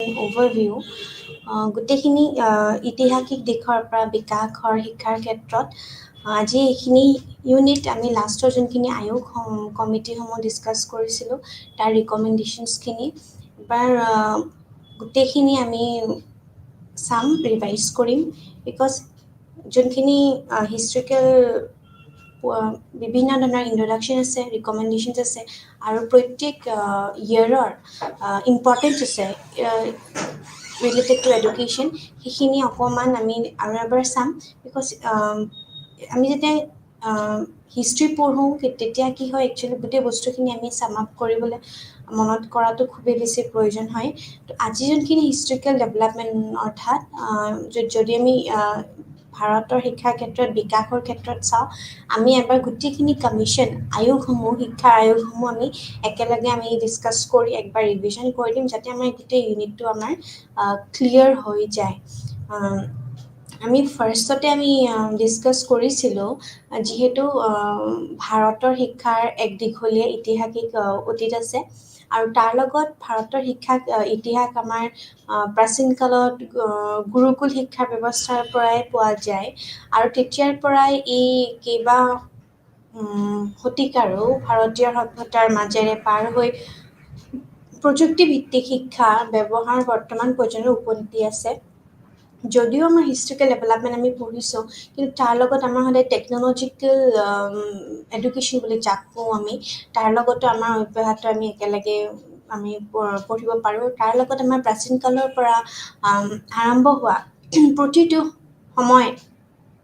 সময়ত শিক্ষাৰ কিভাৱে বিকাশ আমাৰ তাৰ প্ৰত্যেক শিক্ষা ব্যৱস্থাৰ নিজা নিজা গুৰুত্ব আছে ভাৰতে বিভিন্ন সময়ত শিক্ষাৰ বহুতো আমাৰ যোনখিনি আমাৰ উখন পাঠন আমাৰ যিমানবোৰ আমাৰ ৰক্ষা কৰি আহিছে তাৰ লগত আমাৰ প্ৰাচীন বা আমাৰ মধ্যযুগ আৰু আমাৰ যোনটো আমাৰ আৰু লগতে আধুনিক য'ত আমি যাক আমি এনচিয়েণ্ট মেডিভেল এণ্ড মডাৰ্ণ বুলি কওঁ অৰ্থাৎ স্বাধীনতাৰ পূৰ্ব আমাৰ যিমানখিনি স্বাধীনতাৰ পিছত আমাৰ সময় আমাৰ দুইখিনিতে আমাৰ অন্তৰ্ভুক্ত হৈ আছে আৰু আমি যদি ভাৰতৰ আমি এনচিয়েণ্ট ইণ্ডিয়ান এডুকেশ্যন ছিষ্টেম চাওঁ অৰ্থাৎ আমাৰ প্ৰাচীন কালৰ শিক্ষাৰ আমাৰ যদি আমি চাওঁ তেনেহ'লে ভাৰতৰ সুপ্ৰতিষ্ঠিত আমাৰ যিমানবোৰ শিক্ষা ব্যৱস্থাৰ এক দীঘলীয়া ইতিহাস আছে আৰু আধুনিক শৈক্ষিক আমাৰ যিমানবোৰ প্ৰণালী আছে সেইখিনি আমাৰ সদায় অতীতত প্ৰচলিত হৈ সেই শৈক্ষিক প্ৰণালীৰ আমাৰ ফলাফলো হৈ আহিছে আধুনিক বা সময় আমাৰ যিমানখিনি মায়িক শিক্ষাৰ আমাৰ প্ৰণালীবোৰ আছে আমাৰ গোটেইখিনি অতীতৰ আমাৰ শৈক্ষিক প্ৰণালীৰ পৰা আমাৰ তেওঁলোকৰ আমাৰ যিমানখিনি আমি আমাৰ আহৰণ কৰা হৈছে আৰু এইটো আমাৰ ঐতিহাসিক দৃষ্টিভংগী লগতে আমাৰ যিমানখিনি আমাৰ সমস্যাবোৰ আছে তাৰ লগত আমাৰ অধ্যয়ন কৰাটো আমাৰ সহায় কৰে আমাৰ বৈদিক যুগৰ পৰা আমাৰ ভাৰতীয় শিক্ষাৰ আমাৰ যিমানখিনি এটা সুন্দৰ শিক্ষা ব্যৱস্থা চলি আহিছে তাৰ লগত প্ৰকৃততে আমাৰ বৈদিক ব্ৰহ্মাণিক আৰু আমাৰ বৌদ্ধ যুগত আমাৰ যিমানখিনি এক আদৰ্শ শিক্ষা ব্যৱস্থা আছে তদুপৰি প্ৰাচীন শিক্ষাৰ ব্যৱস্থাত আমাৰ যিমানখিনি মোগলৰ দ্বাৰা আমাৰ যিমানখিনি পুষ্টিপ্ৰাপ্ত হৈছিলে যিসকলে এই দেশলৈ আহি এই দেশত আমাৰ বসতি স্থাপন কৰিছে আৰু তাৰ লগতে ভাৰতৰ ব্ৰিটিছৰ আগমনৰ লগে লগে পৰম্পৰাগত আমাৰ যিমানখিনি ব্যৱস্থাৰ সংস্কাৰ আছে আৰম্ভ হয় আৰু তাৰ লগত আমাৰ ভাৰতত আধুনিক শিক্ষা ব্যৱস্থা ভেটিও স্থাপন কৰা আমি দেখিবলৈ পাৰিছোঁ স্বাধীনতাৰ পিছতে ভাৰত চৰকাৰে স্থিতিটো উন্নত কৰে আৰু শিক্ষা আমাৰ যিমানখিনি ব্যৱস্থা আছে এক নতুন সমাপ্তি বিন্দুলৈ উন্নতি কৰাৰ সদায় চেষ্টা কৰি আহিছে আৰু তেতিয়াৰ সময়তে আমাৰ প্ৰাচীন ভাৰতে সময়ছোৱাতে আমাৰ জীৱন আৰু শিক্ষা ব্যৱস্থাৰ দৰ্শনৰ এক মূল উৎস আমাৰ আছিল বেদ আমি যাক বেদাস বুলি কওঁ আৰু প্ৰাচীন ভাৰতৰ সময়ছোৱাতে শিক্ষাত আমাৰ বেদৰ শিক্ষা চলিছিলে প্ৰাচীন ভাৰতৰে লোকসকলৰ সংস্কৃতি সভ্যতা তাৰ লগত জীৱন আছিলে আৰু তাৰ লগত দৰ্শনৰ আমাৰ বিষয়বোৰ জ্ঞানৰ উৎস হৈছে 4টা বেদ যেনে আমাৰ ঋগবেদা আছিলে সমবেদা আছিলে অৰ্থবেদা আছিলে অৰ্থাৎ যজুৰ্বেদাও আছিলে সেই বোৰতে জীৱনৰ দৰ্শন থাকে যাক আমি আমি যেতিয়া কওঁ বেদা, তেতিয়া আমি সদায় মহান ভাৰতীয় আমাৰ যিমানবোৰ আমাৰ চিন্তাবিদ আছিলে, আমাৰ যিমানবোৰ শিক্ষাবিদ আছিলে, শিক্ষক আছিলে, বা আমাৰ ঋষি মুনিসকল আছিলে, তেওঁলোক সদায় মৌলিক শিক্ষাৰে একোটা সাৰাংশ হৈ পৰিছিলে। বৈদিক কালত শিক্ষা যেনে আমাৰ বিভিন্ন ধৰণৰ বেদৰ পাঠৰ ওপৰত আমাৰ সদায় আধাৰিত আছিলে, আৰু বৈদিক শিক্ষাত এনেদৰে আমাৰ বেদৰ শিক্ষা আছিলে। মেইনলি আমাৰ ancient education system was based on Vedas. আৰু যদি আমি কওঁ শিক্ষাৰ লক্ষ্য বৈদিক পিৰিয়ড সময় এজন ব্যক্তিক বুজিবলৈ আৰু আমাৰ যিমানখিনি মোক্ষ প্ৰাপ্ত কৰিবলৈ সদায় আমাৰ সক্ষম কৰিবলৈ, আমাৰ যিমানখিনি মোক্ষৰ অৰ্থ হৈছে আমি মুক্তি আৰু মুক্তি পোৱা, মুক্তিৰ নামেৰেও জনাজাত এই সংস্কৃতি শব্দ মুক্তৰ পৰা আমাৰ আহৰণ কৰা হৈছে, যাৰ অৰ্থ হৈছে জীৱন মৃত্যু চক্ৰৰ পৰা মুক্ত হোৱা। এইটো হৈছে অন্তিম ষ্টেজ, য'ত ধৰ্ম, অৰ্থ আৰু কাম আমাৰ গোটেইখিনি আমাৰ স্বয়ংক্ৰিয়ভাৱে সমাপ্ত হয়। আৰু ধৰ্ম মানে এক সক্ৰিয় আৰু নৈতিক জীৱন জ্ঞাপন কৰাও বুজায়। আৰু অৰ্থ হৈছে আমি যেতিয়া সম্পদ বুলি কওঁ, আমি সুৰক্ষা আৰু আমি সমৃদ্ধি বুলি কওঁ, তাৰো আমাৰ উপায় প্ৰাপ্ত হয়। কামৰ অৰ্থ হৈছে কামুক আনন্দ বা আমি প্ৰেম আৰু আমি যিমানবোৰ উপভোগসকলক আমি যেতিয়া প্ৰশংসা কৰোঁ, বা আমি যিমানখিনি আমাৰ 3টা লক্ষ্য আছে, জৰিয়তে আমাৰ ব্যক্তিসকলক আমি বিভিন্ন ধৰণৰ আমি মোক্ষ প্ৰাপ্তিৰ দিশে সদায় আগবাঢ়ি যোৱাত সহায় কৰি আহিছে। চৰিত্ৰৰ ব্যক্তিৰ বিকাশ, আমাৰ প্ৰবৃত্তিৰ আমাৰ যিমানবোৰ আমাৰ অভ্যন্তৰীণতা আছে, সংস্কৃতিৰ যিমানবোৰ সংৰক্ষণ, আমাৰ যে কালচাৰ প্ৰিজাৰ্ভেশ্যন বুলি কওঁ আমি, চৰিত্ৰ নিৰ্মাণ অৰ্থাৎ ফৰ্মেশ্যন অফ কেৰেক্টাৰ, আৰু শাৰীৰিক দক্ষতা, আমাৰ যোনবোৰ স্কিলছ আছে, যোনবোৰ ফিজিকেল স্কিলছ আছে, তাৰ ওপৰতো গুৰুত্ব দিয়া গৈছিলে। ধাৰ্মিকতা আৰু আমাৰ সন্মানৰ অনুভূতি বিকাশ কৰা, মানুহৰ জ্ঞান বৃদ্ধি, আৰু আমাৰ যিমানবোৰ স্মৃতিক সদায় আমাৰ প্ৰশিক্ষণ দিয়াৰ ওপৰত গুৰুত্ব দিছিলে। স্বাস্থ্যকৰ সন্তান জন্ম দিয়াৰ বাবে উপযুক্ত কৰা, এজন দীঘলীয়াকৈ এজনক জীয়াই ৰাখিবৰ কাৰণে, আৰু আমাৰ যিমানবোৰ অমৰাত্মক আমাৰ যিমানবোৰ আগলৰ ভিতৰত আনিবলৈ আমাৰ তাৰ ওপৰত গুৰুত্ব দিছিলে। আৰু আমি যদি মেথড বুলি কওঁ, অৰ্থাৎ পদ্ধতি বুলি কওঁ, কি যে বেদ যুগত পদ্ধতিসমূহ আছিলে প্ৰায়ে এই সময়ছোৱাত যিসকলে 3টা পদ্ধতিত ব্যৱহাৰ কৰিছিলে। এটা হৈছে শ্ৰৱণ পদ্ধতি, যাক আমি শিক্ষাৰ্থীসকলে উচ্চাৰণ কৰা শব্দ বা পাঠ শুনিবলৈ আৰু সেইবোৰে আমি মুখস্থ কৰিছিলে, অৰ্থাৎ লেকচাৰ মেথড বুলি আমি যাক কওঁ, মননা বুলি কওঁ, যাক আমি ডিছকাশ্যন বুলি কওঁ, অৰ্থাৎ আলোচনা। এইটো শিক্ষাদানৰ এক উন্নত পদ্ধতি আছিলে, যাৰ জৰিয়তে শিক্ষাৰ্থীসকলে শিক্ষকে শিকোৱা যিমানবোৰ বিষয় আছে তাৰ ওপৰত এনেদৰে প্ৰতিফলন কৰিব লাগে বুলি শিকোৱা হৈছিলে। আৰু তাৰ লগতে আমাৰ যিমানবোৰ সত্যৰ বৈদিক প্ৰশংসা আছে, এই পদ্ধতিৰ মুখ্য বৈশিষ্ট্য হৈ পৰিছিলে। আৰু আছে ধ্যান কৰা, অৰ্থাৎ আমি মেডিটেশ্যন কৰা। এই পদ্ধতিৰ জৰিয়তে সত্যৰ উপলব্ধি সম্পূৰ্ণ কৰিব লাগিছিলে। ব্যক্তিজনক এই পদ্ধতিৰ দ্বাৰা আমি আত্ম উপলব্ধি, অৰ্থাৎ ছেল্ফ ৰিয়েলাইজেশ্যন বুলি যাক কয়, তাক কৰিবলৈ সদায় সহায় কৰা হৈছিলে।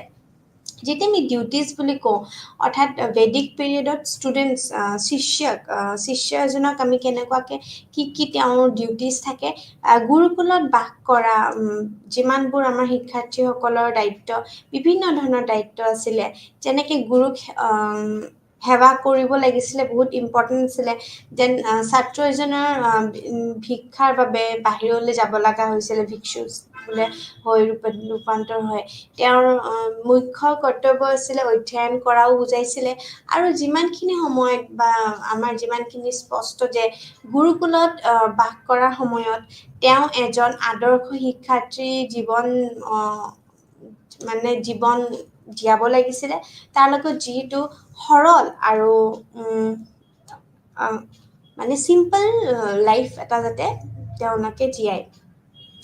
আৰু যদি আমি কওঁ কি যে ৰিলেশ্যনশ্বিপ বিটুইন গুৰু এণ্ড শিষ্যছ, অৰ্থাৎ গুৰু আৰু শিষ্যৰ মাজত কেনেকুৱা ধৰণৰ সম্পৰ্ক এটা থকাটো উচিত হয়, তেতিয়া আমি বৈদিক যুগত আমি কওঁ আমি শিষ্যসকলে তেওঁৰ সদায় গুৰুক তেওঁৰ পিতৃ হিচাপে দৰ্জা দিছিলে, গণ্য কৰিছিলে। গুৰু খুব মৰমেৰে তেওঁ যিমানখিনি কথা শিকাইছিলে সেইখিনি চোৱা চিতা কৰিছিলে।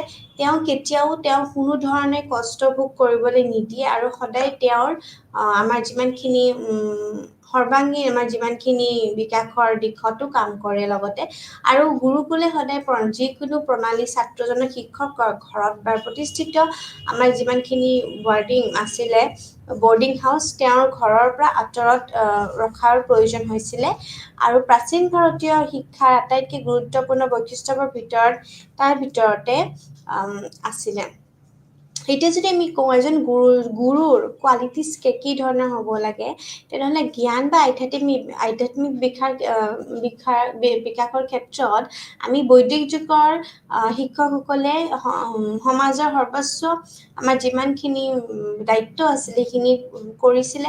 তেওঁলোকৰ গুৰুকুলৰ বাস কৰি তেওঁলোকে সদায় তেওঁলোকৰ চিন্তাধাৰাৰ ধৰ্মীয় আৰু আধ্যাত্মিক বিকাশৰ ওপৰতো গুৰুত্ব স্থাপন কৰিছিলে আৰু যিমানখিনি সেয়েহে সেইখিনি সময়ত যিমানখিনি শিষ্যসকলে প্ৰতিটো দায়িত্বত আছিলে গুৰুৰ ওপৰত, যিয়ে তেওঁলোকৰ শিক্ষাৰ্থীসকলৰ গুণগত উন্নত কৰিবৰ কাৰণে অৰ্থাৎ কোৱালিটি ভাল ইমপ্ৰুভ কৰিবৰ কাৰণে নিৰন্তৰ চেষ্টা কৰিছিলে, যাতে তেওঁলোকৰ নিজতকৈ ভাল হ'ব পাৰে। এইটো আটাইতকৈ এটা গুৰুত্বপূৰ্ণ দিশ আছিলে। নিজতকৈ ভাল কৰা এজ এ টিচাৰ বা এজ এ গুৰু হিচাপে তেওঁৰ দায়িত্ব আছে তেওঁলোকৰ নিজতছেও শিষ্যসকলক ভাল কৰাৰ এটা গুৰুত্ব দিয়া গৈছিলে।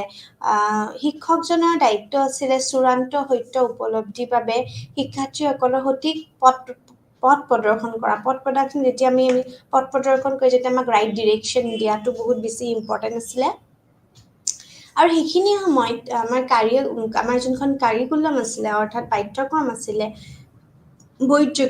বৈদিক সময়ছোৱাত পাঠ্যক্ৰম শিক্ষাৰ্থীৰ আমাৰ যিমানখিনি আমাৰ সৰ্বাংগীন বিকাশৰ প্ৰকৃত উন্নত কৰাৰ বাবে আমাৰ বাছনি কৰা হৈছিলে। শিক্ষাৰ্থীসকলৰ আমাৰ 4টা বেদ আমাৰ হৃদয়ৰে শিকোৱা হৈছিলে আৰু তাৰ লগত আমাৰ যিমানখিনি ব্যাকৰণ জ্যোতিষী আমাৰ যিমানখিনি আমাৰ শিক্ষা আছিলে শাৰীৰিক শিক্ষা আছিলে এইবোৰ গোটেইখিনি আমাৰ পাঠ্যক্ৰমত আমাৰ অন্তৰ্ভুক্ত কৰা হৈছিলে।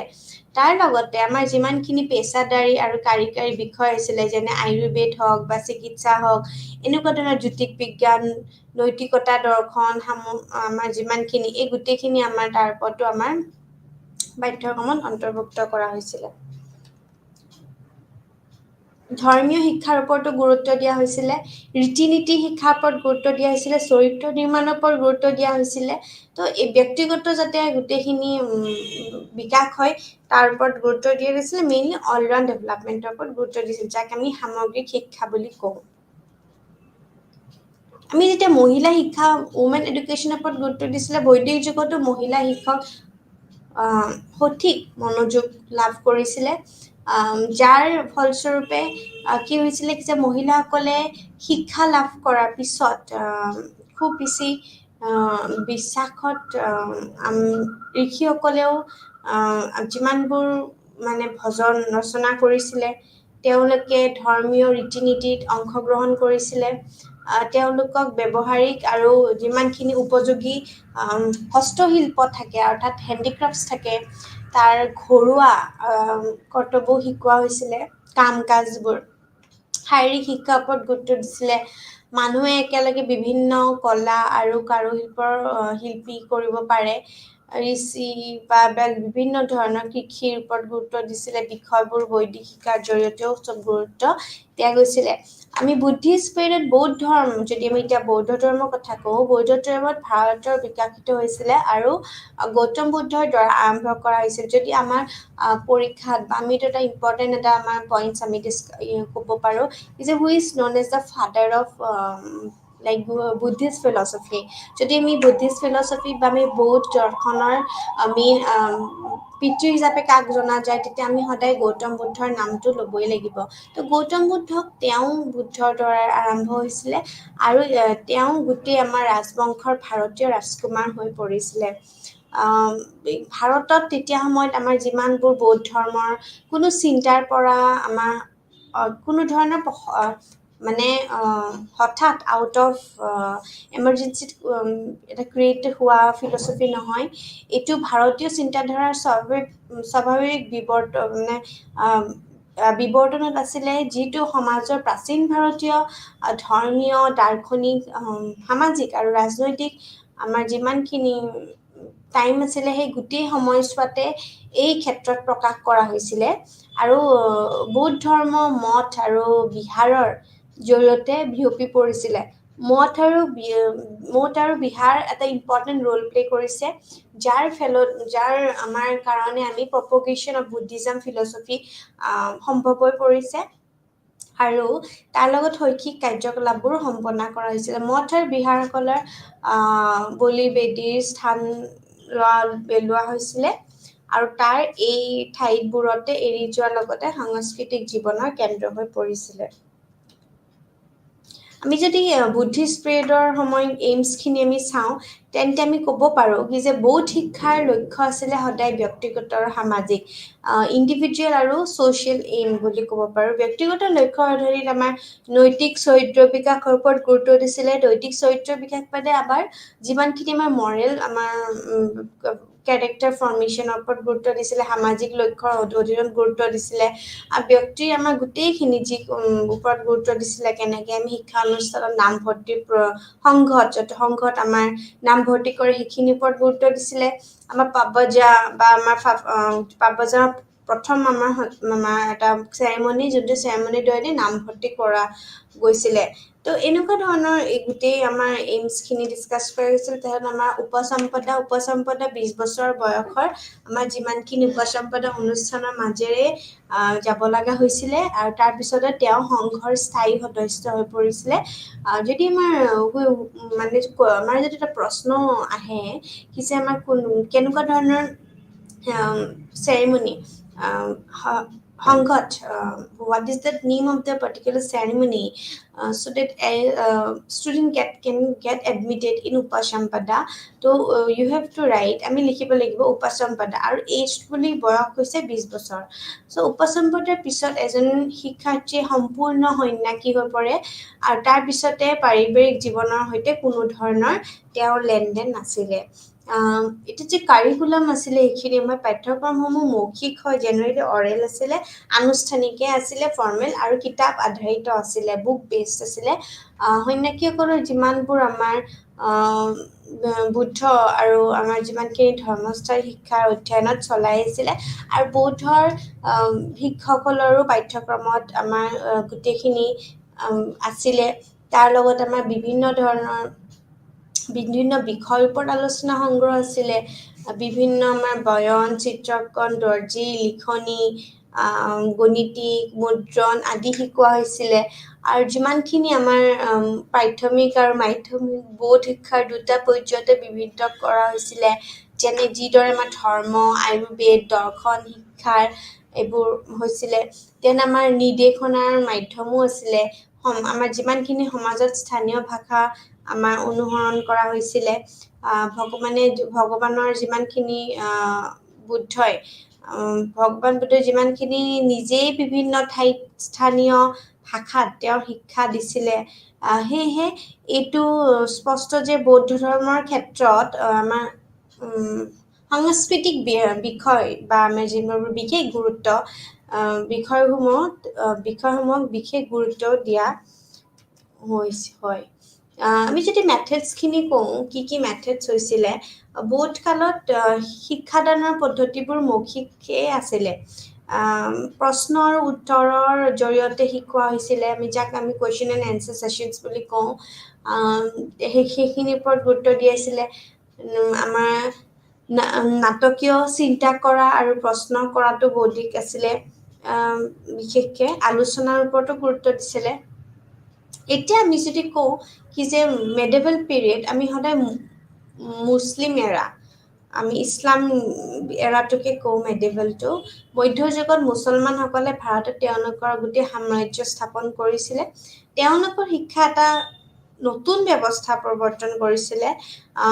পৰৱৰ্তী সময়তে প্ৰাচীন ব্যৱস্থাৰ শিক্ষাৰ গোটেইখিনি আমাৰ পৰিৱৰ্তন কৰা হৈছিলে। আমাৰ ইয়াৰ বাহিৰে ইয়াৰ কাৰণ আছিল যে আমাৰ এই ক্ষেত্ৰত এজত সদায় এবাৰ এনেকুৱা ধৰণৰ আমাৰ তেওঁৰ উত্তৰাধিকাৰী তেওঁলোকৰ আমাৰ অৱহেলা কৰা বাতিল কৰিছিলে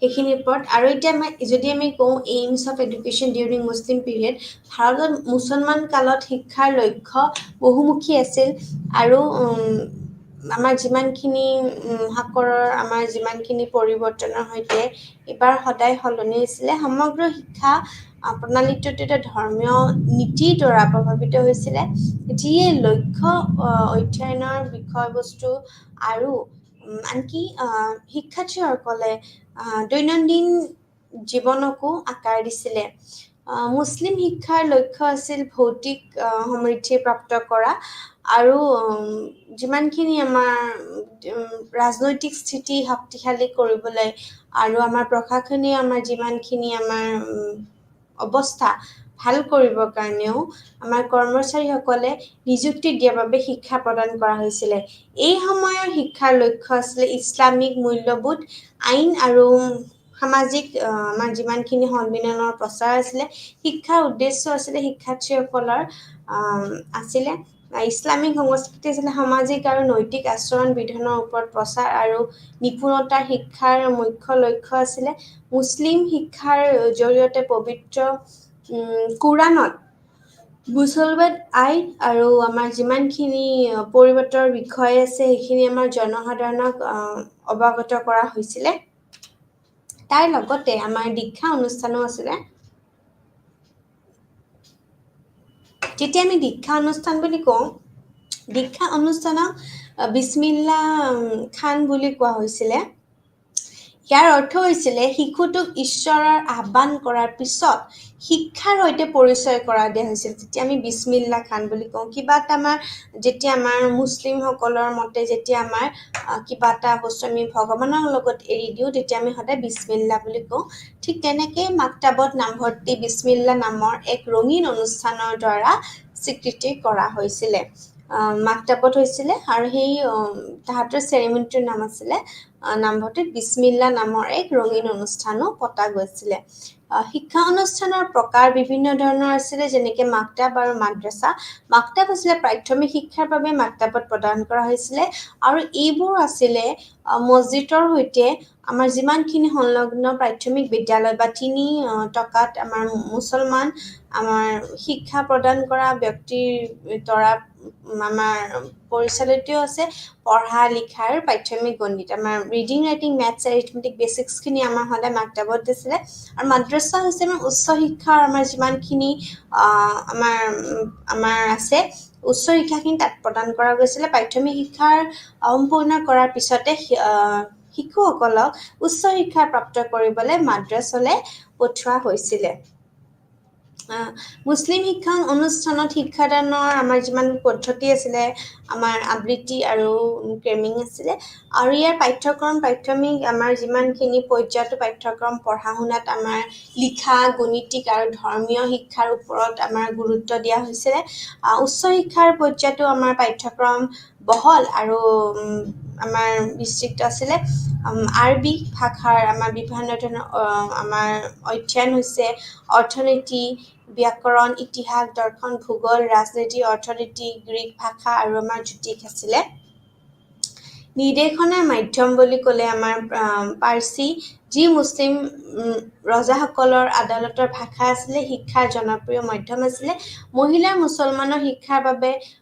কোৰাণৰ ভাষা আৰবী ভাষা অধ্যয়নৰ বাধ্যতামূলক আছিলে আৰু আমাৰ যিমানখিনি মধ্যযুগত মহিলা শিক্ষক আমাৰ বেছিভাগ আমাৰ উপেক্ষা কৰা হৈছিলে ইছলামিক কালত আমাৰ পৰ্দা প্ৰণালীৰ আমাৰ উপস্থিত আছিলে পৰীক্ষা প্ৰণালী শিক্ষা অৱস্থাত আধুনিক প্ৰকাৰৰ বাৰ্ষিক পৰীক্ষাৰ কোনো ধৰণৰ আমাৰ ব্যৱস্থা নাছিলে মূল্যাংকন হৈছিলে এক বিল্ট-ইন নিৰঞ্জন প্ৰক্ৰিয়া আমাৰ যিমানখিনি আমাৰ আপগ্ৰেডেশ্যনবোৰ শিক্ষাবিদসকলৰ দ্বাৰাই নিজে মূল্যায়নৰ ওপৰত আধাৰিত আছিলে আমি যেতিয়া মডাৰ্ণ টাইম বুলি কওঁ আধুনিক শিক্ষা ব্যৱস্থা আমাৰ সদায় পৰ্তুগীজ মিছনেৰী যিবিলাক 1510 চনৰ আমাৰ আৰম্ভণি কৰা হৈছিলে তাৰপিছতে ব্ৰিটিছ আমাৰ যিমানবোৰ খ্ৰীষ্টান মিছনাৰীজ আছিলে ভাৰতলৈ আহে আৰু আধুনিক ভাৰতৰ শিক্ষা ব্ৰিটিছসকলৰ আগমনৰ সৈতে আৰম্ভ হয়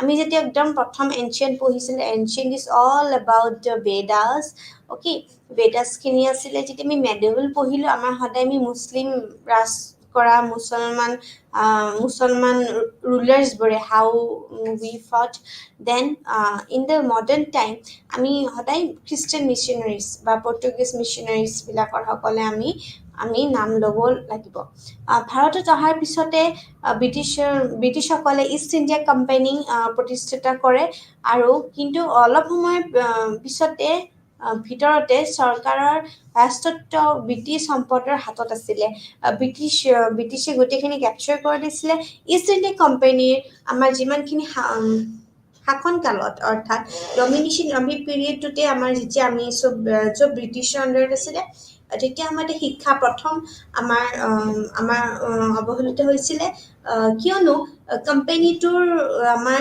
ভাৰতত ইয়াৰ যিমানখিনি শাসন গতিশালী কৰাত আমাৰ ব্যস্ত আছিলে যেতিয়া 1813 চনত ভাৰতত শিক্ষাৰ বাবে আমাৰ বাজেটক 1 লাখ টকাৰ এটা 1 লাখ টকা কৰা হৈছিলে সেইটো আমাৰ চাৰ্টাৰ আইন আমি এতিয়া চাৰ্টাৰ আইন পঢ়িম তেতিয়া আমি চাৰ্টাৰ আইনখিনি ৰিভাইজ কৰিলে বস্তুটো বুজি পাম what was that one sum of 1 lakh rupees was all about শিক্ষাৰ গুৰুত্বপূৰ্ণ বিকাশবোৰ স্বাধীনতাৰ পূৰ্বে সময়ছোৱাত আৰম্ভ হৈছিলে বিশেষকৈ মেকলিছ মিনিট 1835 1935 চনৰ পৰাই পৰামৰ্শৰ পৰা এইটো ভাৰতৰ স্বাধীনতা কালৰ শিক্ষাৰ আন বহুতো বিকাশৰ সৈতে এক অব্যাহত আছিলে আৰু তাৰ লগতে আমাৰ যিমানখিনি বিভিন্ন ধৰণৰ আমাৰ লেণ্ডমাৰ্কছ আছিলে যোনখিনি লেণ্ডমাৰ্কছ একেবাৰে ইম্পৰ্টেণ্ট হয় আৰু without this landmarks we cannot progress or we cannot say that educational development has taken place during the British period. So আমি যেতিয়া মেজৰ লেণ্ডমাৰ্কছ বুলি কওঁ তেতিয়া আমি এইখিনি কোৱাটো খুবেই বেছি ইম্পৰ্টেণ্ট হয় যেনেকৈ প্ৰথমটো হৈছে মেকলৰ minute 1835 so what was that মেকলৰ মিনিট মেকলিছ মাইনেট actually আমি যদি ইংলিছত প্ৰনাউন্স কৰোঁ we pronounce as মেকলিছ মাইনেট and in Assamese আমি কওঁ কিছু অসমীয়াত ক'বলৈ মেকলৰ মিনিট বুলি কওঁ ব্ৰিটিছ শাসনৰ অধীনত আমাৰ ভাৰতৰ ৰাজ্যিক শিক্ষা ব্যৱস্থাৰ আৰম্ভণি হৈছিলে আৰু তেতিয়া টাইমতে আমাৰ তেতিয়া 1813 চনৰ পৰা আৰম্ভ হ'ব পাৰে যেতিয়া ইষ্ট ইণ্ডিয়া কোম্পানীৰ তেতিয়া আমাৰ পৰিস্থিতিত আছিলে আমাৰ আৰ্থ সামাজিক আৰু আমাৰ ৰাজনৈতিক যিমানবোৰ আমাৰ দুই ধৰণৰ পৰিস্থিতিৰ দ্বাৰা ভাৰতীয়সকলৰ আমাৰ শিক্ষাৰ দায়িত্ব স্বীকাৰ কৰিবলৈ বাধ্য হৈছিলে অৱশ্যে ইয়াৰ প্ৰকৃত শিপা 1823 চনৰ আমাৰ যোনখিনি এলফিষ্টনৰ মিনিট আমাৰ আছিলে য'ত ইংৰাজী শিকোৱাৰ বাবে বিদ্যালয়ৰ স্থাপনৰ ওপৰত গুৰুত্ব আৰোপ কৰিছিলে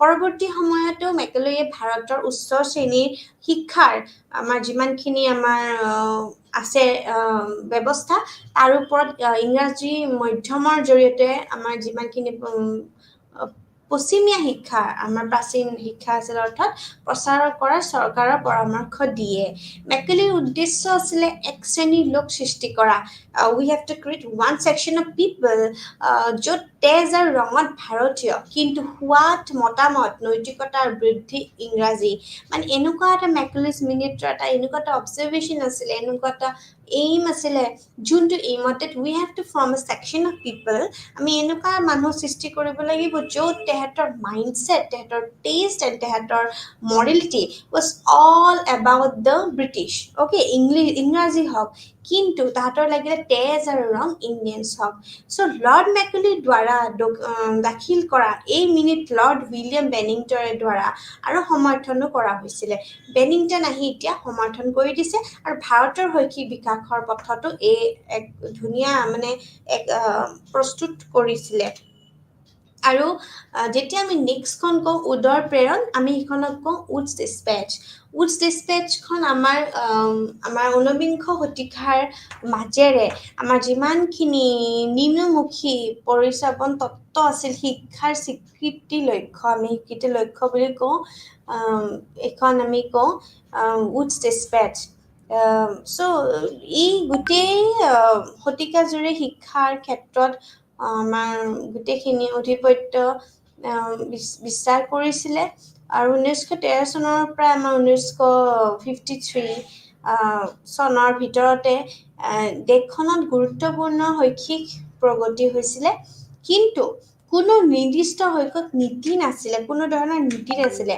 যেতিয়া আমাৰ 1853 চনত ইষ্ট ইণ্ডিয়া কোম্পানীৰ চাৰ্টাৰ নৱীকৰণ কৰা হোৱা কথা চলি আছিলে, চৰকাৰে দেশত চলি থকা শিক্ষাৰ এক গোটেইখিনি আমাৰ একদম ইন ডিটেইলছ জৰিয়তে কৰাৰ প্ৰয়োজনীয়তাখিনি অনুভৱ কৰা হৈছিলে আৰু এই জৰীপৰ যিমানখিনি আমাৰ পৰিপ্ৰেক্ষিততে দেশত আমাৰ ভৱিষ্যতৰ শৈক্ষিক বিকাশৰ বাবে এক প্ৰণালী বৃদ্ধি নীতি নিৰ্ধাৰণ কৰিছিলে।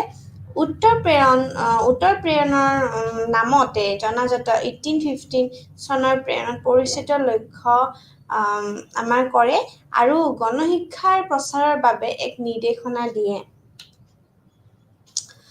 পৰামৰ্শসমূহ আমাৰ এই আছিলে যে প্ৰেৰণৰ ঘোষণা কৰিছিলে যে এই যিসকলে প্ৰদৰ্শিত ৰাজহুৱা নিৰ্দেশনা বিভাগ স্থাপন কৰিছিলে, ইয়াৰ সৰ্বোচ্চ বিষয়সমূহ ৰাজহুৱা নিৰ্দেশনা সঞ্চালক হিচাপে আমাৰ গোটেইখিনি মনোনীত কৰিব লাগে আৰু তেওঁ উপশিক্ষা সঞ্চালক আমাৰ যিমানখিনি পৰিদৰ্শক আৰু বিদ্যালয়ৰ আমাৰ যিমানখিনি পৰিদৰ্শকসকল আছে সহায় কৰিব লাগে। প্ৰেৰণ কলিকতা, মুম্বাই আৰু মাদ্ৰাজ বিশ্ববিদ্যালয় স্থাপনৰ বাবে আৰু প্ৰয়োজন হ'লে আন যিকোনো মানে আমি সদায় এনেকুৱা ধৰণৰ স্থানত স্থাপনৰ পৰামৰ্শ দিছিলে। সকলো বিশ্ববিদ্যালয় লণ্ডন বিশ্ববিদ্যালয় আৰ্হিত তৈয়াৰ কৰিব লাগিছিলে, যিটো তেতিয়া এটা পৰীক্ষাৰী আমাৰ সংস্থা আছিলে। আমি আমি যোনখন লণ্ডন ইউনিভাৰ্চিটিৰ মডেলত আমি এটা মডেল ইউনিভাৰ্চিটি হিচাপে আমি লোৱা গৈছিলে। প্ৰেৰণাৰ দ্বাৰা পৰামৰ্শ আছিলে কি যে আঁচনিত আছিলে যে দেশৰ উচ্চ বিশ্ববিদ্যালয় সদায় নেটৱৰ্ক স্থাপন কৰা, আমি চেইন অফ ইউনিভাৰ্চিটিজ বা আমি নেটৱৰ্ক ইউনিভাৰ্চিটিজ আমি কৰিব লাগিব। প্ৰেৰণ আমাৰ শ্ৰেণীবদ্ধ বিশ্ববিদ্যালয়সমূহৰ ওপৰত আমাৰ গুৰুত্ব আৰোপ কৰিছিলে। প্ৰেৰণ কিছুমানে আমাৰ অৰ্হতা পূৰণৰ ওপৰতো গুৰুত্ব দিছিলে প্ৰতিষ্ঠানবোৰৰ বাবে। গ্ৰাণ্ট ইন এইড প্ৰণালীৰ পৰামৰ্শ দিছিলে। ই লগতে পৰামৰ্শ দিছিল যে গ্ৰাণ্ট ইন এইডৰ বাবে নিয়মবিলাক যোনখিনি আছিলে আমাৰ ইংলেণ্ডৰ প্ৰচলিত আমাৰ সেইখিনিত আমাৰ প্ৰস্তুত কৰিব লাগে বুলি কয়। প্ৰেৰণ ব্যক্তিমূলক শিক্ষাৰ ওপৰত গুৰুত্ব আৰোপ কৰিছিলে আৰু এই উদ্দেশ্যতে আমাৰ বৃত্তিমূলক মহাবিদ্যালয় আৰু বিদ্যালয় স্থাপনৰ প্ৰয়োজনীয়তাও পৰামৰ্শ দিছিলে। আধুনিক ভাৰতীয় শিক্ষাৰ ইতিহাসত উত্তৰ প্ৰেৰণ সকলোৰ গুণাগুণ আৰু দুখ আমাৰ যিমানবোৰ সৈতে গুৰুত্বপূৰ্ণ স্থান আছে, ই বৰ্তমান ভাৰতীয় শৈক্ষিক ব্যৱস্থাৰ এক সংগঠন আৰু আমাৰ স্থিৰতা আমাৰ যিমানখিনি আছে সেইখিনিৰ ওপৰতো আমাৰ ভাল এটা অৰিহণা যোগাইছে। এই প্ৰেৰণৰ ফলস্বৰূপে বেংগল, মুম্বাই আৰু মাদ্ৰাছাৰ যিমানখিনি আমাৰ মাদ্ৰাজ প্ৰেচিডেঞ্চি আমাৰ যিমানখিনি 3খন বিশ্ববিদ্যালয় আমাৰ স্থাপন কৰা হৈছিলে। হাণ্টাৰ কমিশ্যন বুলি যেতিয়া কওঁ 1882 বা 1883 উত্তৰ প্ৰেৰণৰ ফলস্বৰূপে আমাৰ 1857 চনত লণ্ডন বিশ্ববিদ্যালয়ৰ প্ৰচাৰত কলিকতা, মুম্বাই আৰু মাদ্ৰাছাৰ বিভিন্ন আইনৰ দ্বাৰা বিশ্ববিদ্যালয়সমূহ স্থাপন কৰা হৈছিলে। মহাবিদ্যালয় আৰু অন্যান্য শৈক্ষিক সংগঠনৰ দ্ৰুত বিকাশৰ হৈছিলে। 1958 চনৰ দ্বাৰা প্ৰাথমিক শিক্ষাৰ ক্ষেত্ৰত কোনো ধৰণৰ আমাৰ প্ৰশংসনীয় অগ্ৰগতি হোৱা নাছিলে। ইংৰাজী মাধ্যমৰ আমাৰ যিমানখিনি শিক্ষানুষ্ঠান চলাই থকা মিছনেৰীসকলৰ লণ্ডনৰ এটা সংগঠন আমাৰ প্ৰৱৰ্তন কৰা হৈছিলে আৰু চিনাক্ত কৰা হৈছিলে। তেওঁলোকৰ লক্ষ্য প্ৰাপ্ত কৰিবলৈ ভাৰতৰ সাধাৰণ শিক্ষাৰ পৰিষদ প্ৰথম ভাৰতীয় শিক্ষা আয়োগ আছিলে। তাৰপিছত আমাৰ 3 ফেব্ৰুৱাৰী চনত লৰ্ড ৰিপন আহিছিলে, ছাৰ উইলিয়াম হাণ্টাৰ আৰু গোটেইখিনি আমাৰ আছিলে। সৈতে ৰাষ্ট্ৰপতিও আমাৰ যিমানখিনি ৰাষ্ট্ৰপতিৰ আমাৰ উপৰিও যিমানখিনি আমাৰ বিভিন্ন ধৰণৰ 20জন ব্যক্তিৰ সৈতে আমাৰ এইখন এই যোনখন চেইন হিচাপে আমাৰ নিযুক্তি কৰিছিলে আৰু আয়োগখন লণ্ডনৰ পৰিষদৰ দ্বাৰা আৰম্ভ কৰা হৈছিলে। হাণ্টাৰ কমিশ্যন বুলিও জনা যায়। এইটো লণ্ডনৰ পৰিষদৰ দ্বাৰা আৰম্ভ কৰা এক আন্দোলনৰ ফলাফল আছিলে।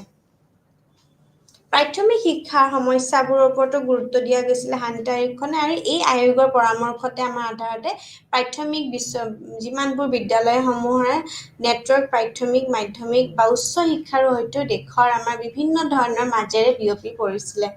নেক্সটখন আছিলে ইণ্ডিয়ান ইউনিভাৰ্চিটি কমিশ্যন, এইখন 1902। এইখনে মেইনলি দুটা গুৰুত্বপূৰ্ণ কাৰণ স্থাপন কৰা হৈছিলে। বিশ্ববিদ্যালয় শিক্ষা ব্যৱস্থাৰ ওপৰত অত্যন্ত গুৰুত্বপূৰ্ণ আৰু তাৰ লগতে আৰম্ভণি কৰি কি প্ৰণালীবোৰতে সংগঠিত কৰিব পাৰে এইটোৰ ওপৰত গুৰুত্ব দিয়া গৈছিলে। আৰু ভাৰতীয় বিশ্ববিদ্যালয়ৰ বাবে এটা আদৰ্শ হিচাপে কাম কৰা লণ্ডন বিশ্ববিদ্যালয় 1898 চনৰ পৰিৱৰ্তনৰ মাজেৰে হৈছিলে। সেয়েহে ভাৰতীয় বিশ্ববিদ্যালয়ৰ ব্যৱস্থাৰ পৰিৱৰ্তনৰ ৰক্ষা কৰিবলৈ এইখন সঠিক সময় আছিলে। সেয়েহে ভাৰতীয় বিশ্ববিদ্যালয় আয়োগ লৰ্ড কাৰ্জন 1902 চনৰ 27 জানুৱাৰীত স্থাপন কৰিছিলে, আৰু যোনখিনি বছৰটো জুন মাহৰ ভিতৰতে এই আয়োগ ইয়াৰ পৰামৰ্শ দিছিলে। বৰ্তমান শিক্ষা ব্যৱস্থা শক্তিশালী আৰু পুনৰ নিৰ্মাণ কৰিবৰ কাৰণে 4ৰ্থ আয়োগ পৰামৰ্শসমূহ গ্ৰহণ কৰিছিলে। ভাৰতীয় বিশ্ববিদ্যালয় আয়োগ 1902 আধাৰত ভাৰতীয় বিশ্ববিদ্যালয় আয়োগ 1904 বলবৎ কৰা হৈছিলে। কলিকতা বিশ্ববিদ্যালয় আয়োগ 1917 to 1919। লিডছ বিশ্ববিদ্যালয় উপাচাৰ্য ডক্টৰ মাইকেল চেডলাৰ অধ্যক্ষত যিমানখিনি আছিলে, এই চনত কলিকতা বিশ্ববিদ্যালয় আয়োগ গঠন কৰা হৈছিলে। আয়োগে চেডলাৰ আয়োগ বুলিও জনা গৈছিলে, যদিও আয়োগ মুখ্যত কলিকতা বিশ্ববিদ্যালয়ৰ সময়ছোৱাতে পৰীক্ষা কৰিবলৈ নিযুক্ত কৰা হৈছিলে। এনেদৰে এই পৰামৰ্শবিলাক প্ৰদান কৰা হৈছিলে, যিবোৰ সামগ্ৰিকভাৱে ভাৰতীয় উচ্চ শিক্ষা ব্যৱস্থাৰ বাবে আমাৰ মেইনলি মূল্যৱান আছিলে। আৰু এই প্ৰতিবেদনে ভাৰতত মাধ্যমিক আৰু উচ্চ মাধ্যমিক প্ৰগতিৰ ওপৰতো যথেষ্ট প্ৰভাৱ পেলাইছিলে। আৰু নেক্সটখন হৈছে হাৰ্টগ কমিটি।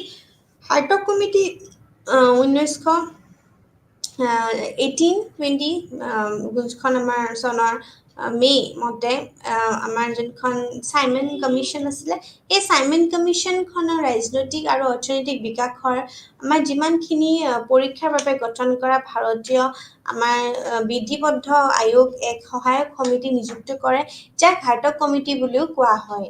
আৰু এই কমিটিখনে সিদ্ধান্ত উপনীত হৈছিল যে শিক্ষাৰ ক্ষেত্ৰত আমাৰ যিমানখিনি সম্পূৰ্ণ গুণগত মানদণ্ডৰ মূল্যত হৈছে এক সময়ৰ আধুনিক প্ৰয়োজনীয়তা, যাৰ বাবে আমি শিক্ষাৰ বৃদ্ধি আৰু আমাৰ সংগ্ৰাম কৰাৰ সলনি শিক্ষাৰ মানদণ্ড উন্নত কৰা। তো এইখিনিয়ে হাৰ্টগ কমিটিৰ প্ৰাথমিক শিক্ষা, মাধ্যমিক শিক্ষা আৰু উচ্চ শিক্ষাৰ ওপৰত বিভিন্ন পৰামৰ্শ আগবঢ়াইছিলে। ভাৰত চৰকাৰৰ আইন যোনখন আমাৰ 1935 চনৰ ভাৰত চৰকাৰৰ আইন 1935 চনৰ হিচাপে ৰাজনৈতিক স্বাধীনতাৰ প্ৰাপ্তিৰ দিশত শিক্ষাৰ উন্নতিৰ দিশত এক গুৰুত্বপূৰ্ণ পদক্ষেপ আছিলে। আৰু এইখন 1937 চনৰ পৰা ব্ৰিটিছ ভাৰতৰ আমাৰ 11খন প্ৰদেশত আমাৰ প্ৰদেশিক আমাৰ যিমানখিনি আমাৰ প্ৰশাসনৰ এক নতুন ব্যৱস্থা কাৰ্যসূচী হৈছিলে। আৰু এই শৈক্ষিক উন্নতিৰ বাবে আমাৰ যিমানখিনি আমাৰ বাস্তৱায়িত হোৱা নাছিলে, সেইখিনি আমাৰ সদায় কংগ্ৰেছ মাত্ৰ 3 বছৰে কাম কৰে, তাৰ বাবে সদায় শাসনত আছিলে। কিন্তু 1935 চনৰ আইনে সকলো শ্ৰেণী বিভাজন আঁতৰাই দিয়ে আৰু সমগ্ৰ শৈক্ষিক ব্যৱস্থাত কেন্দ্ৰীয় চৰকাৰ আৰু আমাৰ প্ৰাদেশিক চৰকাৰৰ দ্বাৰা পৰিচালিত কৰা হৈছিলে। আমি যেতিয়া পোষ্ট ইণ্ডিপেণ্ডেঞ্চ বুলি কওঁ, পোষ্ট ইণ্ডিপেণ্ডেঞ্চ হৈছে স্বাধীনতাৰ পিছত কোনকেইখন আয়োগৰ ওপৰত আমি কওঁ।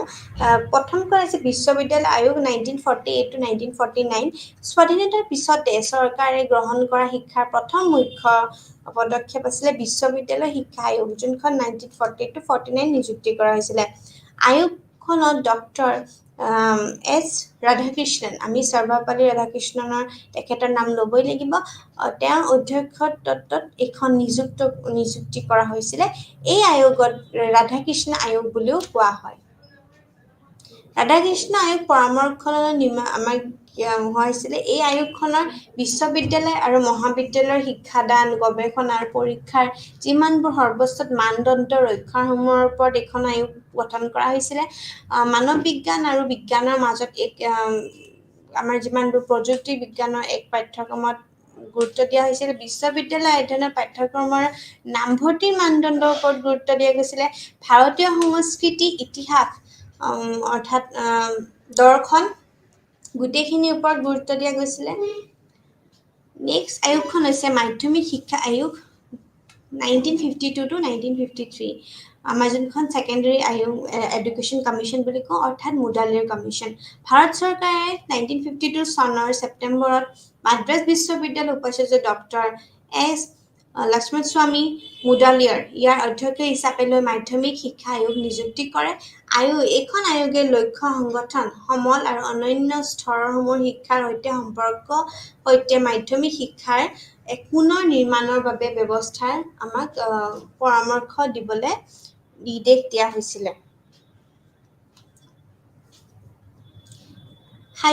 শিক্ষা আয়োগ প্ৰয়োজনীয়তা অনুভৱ হৈছিল যে শিক্ষাৰ সকলো স্তৰৰ পুনৰ সংগঠন, আমি reconstruction of educational setting in every stage, যাৰ প্ৰাইমেৰী, ছেকেণ্ডেৰী, হায়াৰ ছেকেণ্ডেৰীৰ ওপৰত গোটেইখিনি গুৰুত্ব দিয়া গৈছিলে।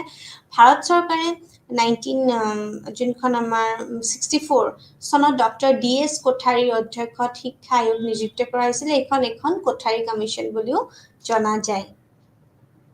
আয়োগৰ বিভিন্ন ক্ষেত্ৰত পৰামৰ্শ দিছিল, যেনে ভাষা গঠন, শিক্ষাৰ মানদণ্ড, বিদ্যালয় শিক্ষাৰ দিশসমূহ সাৰ্বজনীন ধৰণৰ প্ৰাপ্ত কৰা, এই ওপৰত গুৰুত্ব দিছিলে। এতিয়া আমি চাম national policy on education 1968। Kothari আয়োগৰ প্ৰতিবেদনৰ ওপৰতে আধাৰিত কৰি NPE 1968 প্ৰস্তুত কৰা হৈছিলে। এই নীতিৰ সমগ্ৰ দেশৰ নাগৰিকসকলৰ বাবে সমান সুযোগ সৃষ্টি কৰাৰ দৃষ্টিভংগী আছিলে, বিনামূল্য আৰু বাধ্যতামূলক শিক্ষা। এই প্ৰতিবন্ধিত শিশুসকলৰ বাবে শৈক্ষিক সুবিধাসমূহ কৰাৰ প্ৰয়োজনীয়তাৰ ওপৰত আমাৰ আলোক কৰিছিলে। তাৰ লগতে NPE আমাৰ যোনখন 1968 ই গ্ৰাম্য, পিছপৰা আৰু জনজাতি অঞ্চলৰ শিক্ষাৰ্থীৰ ওপৰতো গুৰুত্ব দিছিলে। এতিয়া আহিছে NPE 1986 চনত ৰাজীৱ গান্ধীৰ নেতৃত্বত চৰকাৰে শিক্ষাৰ ওপৰত এক নতুন ৰাষ্ট্ৰীয় নীতি প্ৰৱৰ্তন কৰিছিলে। নতুন নীতিত আমাৰ যিমানখিনি মেইনলি আমাৰ ওপৰত গুৰুত্ব দিছিলে, শৈক্ষিক আমাৰ যিমানবোৰ আমাৰ সুযোগ সমান কৰাৰ বাবে আহ্বান জনোৱা হৈছে। বিশেষকৈ ভাৰতীয় মহিলা, অনুসূচিত জনজাতি আমি কওঁ, বা আমি অনুসূচিত জাতি, SC ST এইবিলাকৰ ওপৰত আমি সম্প্ৰদায়ৰ বাবে আগবঢ়াইছিলে। Revise NPE 1992, plan of action 1992 মাধ্যমিক শিক্ষাৰ ওপৰত গুৰুত্ব দিছিলে। ভাৰতে অন্যান্য শিক্ষা নীতিৰ দৰে NPE পিছপৰা শ্ৰেণীসকলৰ উন্নত অংশগ্ৰহণ কল্পনা কৰিছিলে আৰু ন্যায়, কাম, অধিকাৰ, প্ৰাপ্তবয়স্ক শিক্ষা, উচ্চ শিক্ষা, কাৰিকৰী শিক্ষা, ব্যৱস্থাপনা শিক্ষা, শিক্ষাৰ সম্পদ। অৱশ্যে এখন আমাৰ যোনখন কাৰ্য পৰিকল্পনা POA প্লেন অফ একশ্যন যোনখন আছিলে 1992, ই মাধ্যমিক শিক্ষাৰ পৰিষদৰ আমাৰ যিমানখিনি বৃদ্ধি আছে তাৰ লগতে পুনৰ সংগঠনৰ ওপৰত গুৰুত্ব দিয়ে। 5 বছৰীয়া পৰিকল্পনা আছিলে প্লেনিং কমিশ্যনছখিনি মই লাষ্ট ক্লাছত খুব ভালকৈ আমাৰ 12 প্লেন কমিশ্যনলৈকে মই ডিছকাছ কৰিছিলোঁ। আজি মই প্লেনিং কমিশ্যনখিনিৰ খালি নামহে কৈ দিম। 5 বছৰীয়া পৰিকল্পনা আছিলে ভাৰতৰ দৰে এক গণতান্ত্ৰিক দেশৰ প্ৰগতি আৰু উন্নতিৰ বাবে পৰিকল্পনা অতি প্ৰয়োজন কৰা হৈছিলে। সেইটোৰ কথা চিন্তা কৰি ৰাষ্ট্ৰীয় উন্নয়নৰ বাবে পৰিকল্পনাৰ গুৰুত্ব বুজি ভাৰত চৰকাৰে 1951 চনত ভাৰত পৰিকল্পনা আয়োগ গঠন কৰে। 1951 চনৰ পৰাই 5 বছৰীয়া পৰিকল্পনা প্ৰস্তুত কৰা হৈছিল। 1951 চনৰ পৰা এতিয়া ভাৰতত 12টা 5 বছৰীয়া পৰিকল্পনা প্ৰস্তুত কৰে আৰু এই পৰিকল্পনা কৰে 124 124টা 5 বছৰীয়া পৰিকল্পনা আছিল, যোনটো 5 বছৰীয়া পৰিকল্পনা নীতি আয়োগ 2015 চনত পৰিকল্পনা আয়োগৰ দ্বাৰা সম্পাদন কৰা কাৰ্যসমূহ হাতত ল'বলৈ জেনেৰেলি আমাৰ আছিলে মেইনলি যে প্ৰথম পঞ্চবাৰ্ষিক পৰিকল্পনা 1951 to 1956 আছিলে। ইয়াতে মেইনলি 6 পৰা 11 বছৰৰ বয়সৰ 60% শিশুক শৈক্ষিক সুবিধা প্ৰদান কৰা পৰামৰ্শ দিছিলে আৰু লগতে শিশুসকলক 14 বছৰীয়া বয়সলৈ বিদ্যালয় অনাৰ পৰামৰ্শ দিছিলে। এইখন প্ৰথম যিখন আমাৰ পঞ্চবাৰ্ষিক পৰিকল্পনা আছিলে, এইখনে শিক্ষাৰ বিভিন্ন স্তৰৰ ওপৰত গুৰুত্ব দিছিলে, প্ৰাথমিক, মাধ্যমিক, বিশ্ববিদ্যালয়। দ্বিতীয় পঞ্চবাৰ্ষিক পৰিকল্পনা 1956 to 1961 প্ৰাথমিক ইয়াতো সেম প্ৰাথমিক শিক্ষাৰ ওপৰত গুৰুত্ব দিছিলে। কনিষ্ঠ আমাৰ যিমানবোৰ কাৰিকৰী বিদ্যালয় আছে তাৰ ওপৰত বহুমুখী বিদ্যালয়ৰ ওপৰত গুৰুত্ব জ্ঞাপন কৰিছিলে। প্ৰশিক্ষণ সুবিধাসমূহৰ বাবে গুৰুত্ব দিছিল, ব্যৱস্থা কৰাৰ সমূহৰ বাবে। তৃতীয় পঞ্চবাৰ্ষিক পৰিকল্পনাৰ ওপৰত গুৰুত্ব দিছিলে 6 পৰা 11 বছৰ বয়সৰ বাবে শিক্ষাৰ সাৰ্বজনীন কৰা সকলৰ ওপৰত গুৰুত্ব দিছিলে। মাধ্যমিক শিক্ষাৰ ওপৰত গুৰুত্ব দিছিলে, বিশ্ববিদ্যালয়সমূহৰ ওপৰত গুৰুত্ব দিছিল, 3 বছৰীয়া ওপৰত গুৰুত্ব দিছিলে, স্নাতকোত্তৰ বা গোটেইখিনি শিক্ষকসকলে গুৰুত্ব দিছিলে। সন্ধিয়া আৰু আমাৰ যিমানখিনি সংশ্লিষ্ট পাঠ্যক্ৰমৰ ব্যৱস্থাৰ ওপৰত গুৰুত্ব দিছিলে। চতুৰ্থ পঞ্চবাৰ্ষিক পৰিকল্পনাৰ ওপৰত আছিলে 1969 to 1974। ইয়াতো একেই ধৰণৰ প্ৰাথমিক, মাধ্যমিক আৰু বিশ্ববিদ্যালয় শিক্ষাৰ ওপৰত গুৰুত্ব দিছিলে। আঁচনিখনে গুৰুত্ব আৰোপ কৰিছিল যে বিভিন্ন ধৰণৰ শিক্ষাভাৱে পিছপৰা অঞ্চল, যিমানখিনি আমাৰ সম্প্ৰদায় আছিলে, সৰু সম্প্ৰদায় আছিলে, ছোৱালীসকলে প্ৰাথমিক বিদ্যালয়ৰ আমাৰ যিমানখিনি আমাৰ সম্প্ৰসাৰণৰ কাৰণে আমাৰ অগ্ৰাধিকাৰ দিব লাগে। পৰিকল্পনাটো শিক্ষণৰ মানদণ্ড আৰু ভাল মূল্যাংকন পদ্ধতিৰ উন্নতিৰ বাবে পৰামৰ্শ দিয়াৰ ওপৰত গুৰুত্ব দিছিলে। মাধ্যমিক শিক্ষাৰ ওপৰত গুৰুত্ব দিছিলে।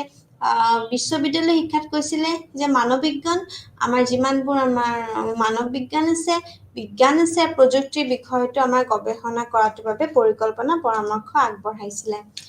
পঞ্চম পঞ্চবাৰ্ষিক পৰিকল্পনা 1974 to 79 আছিলে, প্ৰাথমিক শিক্ষা, মাধ্যমিক, বিশ্ববিদ্যালয়।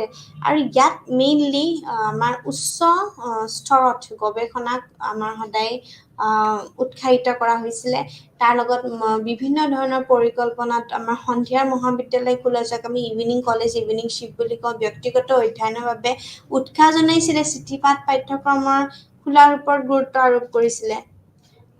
ষষ্ঠ যোনখন আমাৰ 6th প্লেনিং কমিশ্যন আছে 1980 to 1985, বিগত 3 বছৰ ধৰি যিমানখিনি আমাৰ প্ৰব্লেমছ আছিলে সেইখিনি গোটেইখিনি আমাৰ এই পৰিকল্পনাটোতে আমাৰ 1980 চনৰ এপ্ৰিলৰ পৰা 1985 চনৰ মাৰ্চৰ শেষলৈ কাৰ্যসূচী হয়তো 5 বছৰৰ মধ্য আহিছিলে।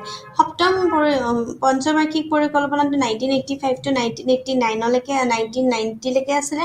সপ্তম পৰিকল্পনাৰ প্ৰযুক্তি আমাৰ যিমানখিনি উন্নতিকৰণ জৰিয়তে আমাৰ উদ্দেশ্যসমূহৰ আমাৰ ওপৰত গুৰুত্ব দিছিলে।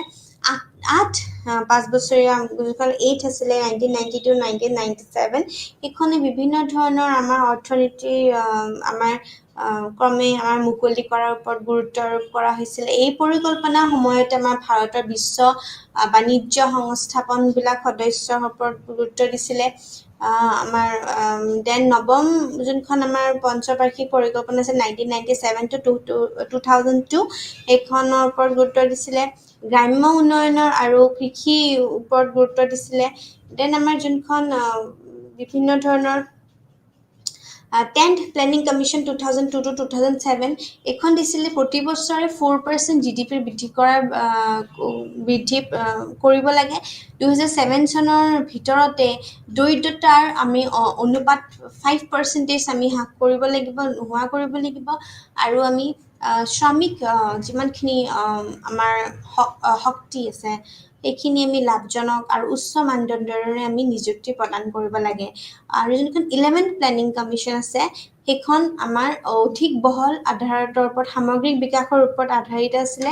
এক দৃষ্টিভংগী প্ৰাপ্তি কৰা নীতিসকলে যোনবোৰ আমাৰ পুনঃগঠন কৰাৰ ওপৰত সুযোগ প্ৰদান কৰিছিলে। 12 প্লেনিং কমিশ্যনখন আছে 2012 to 2017।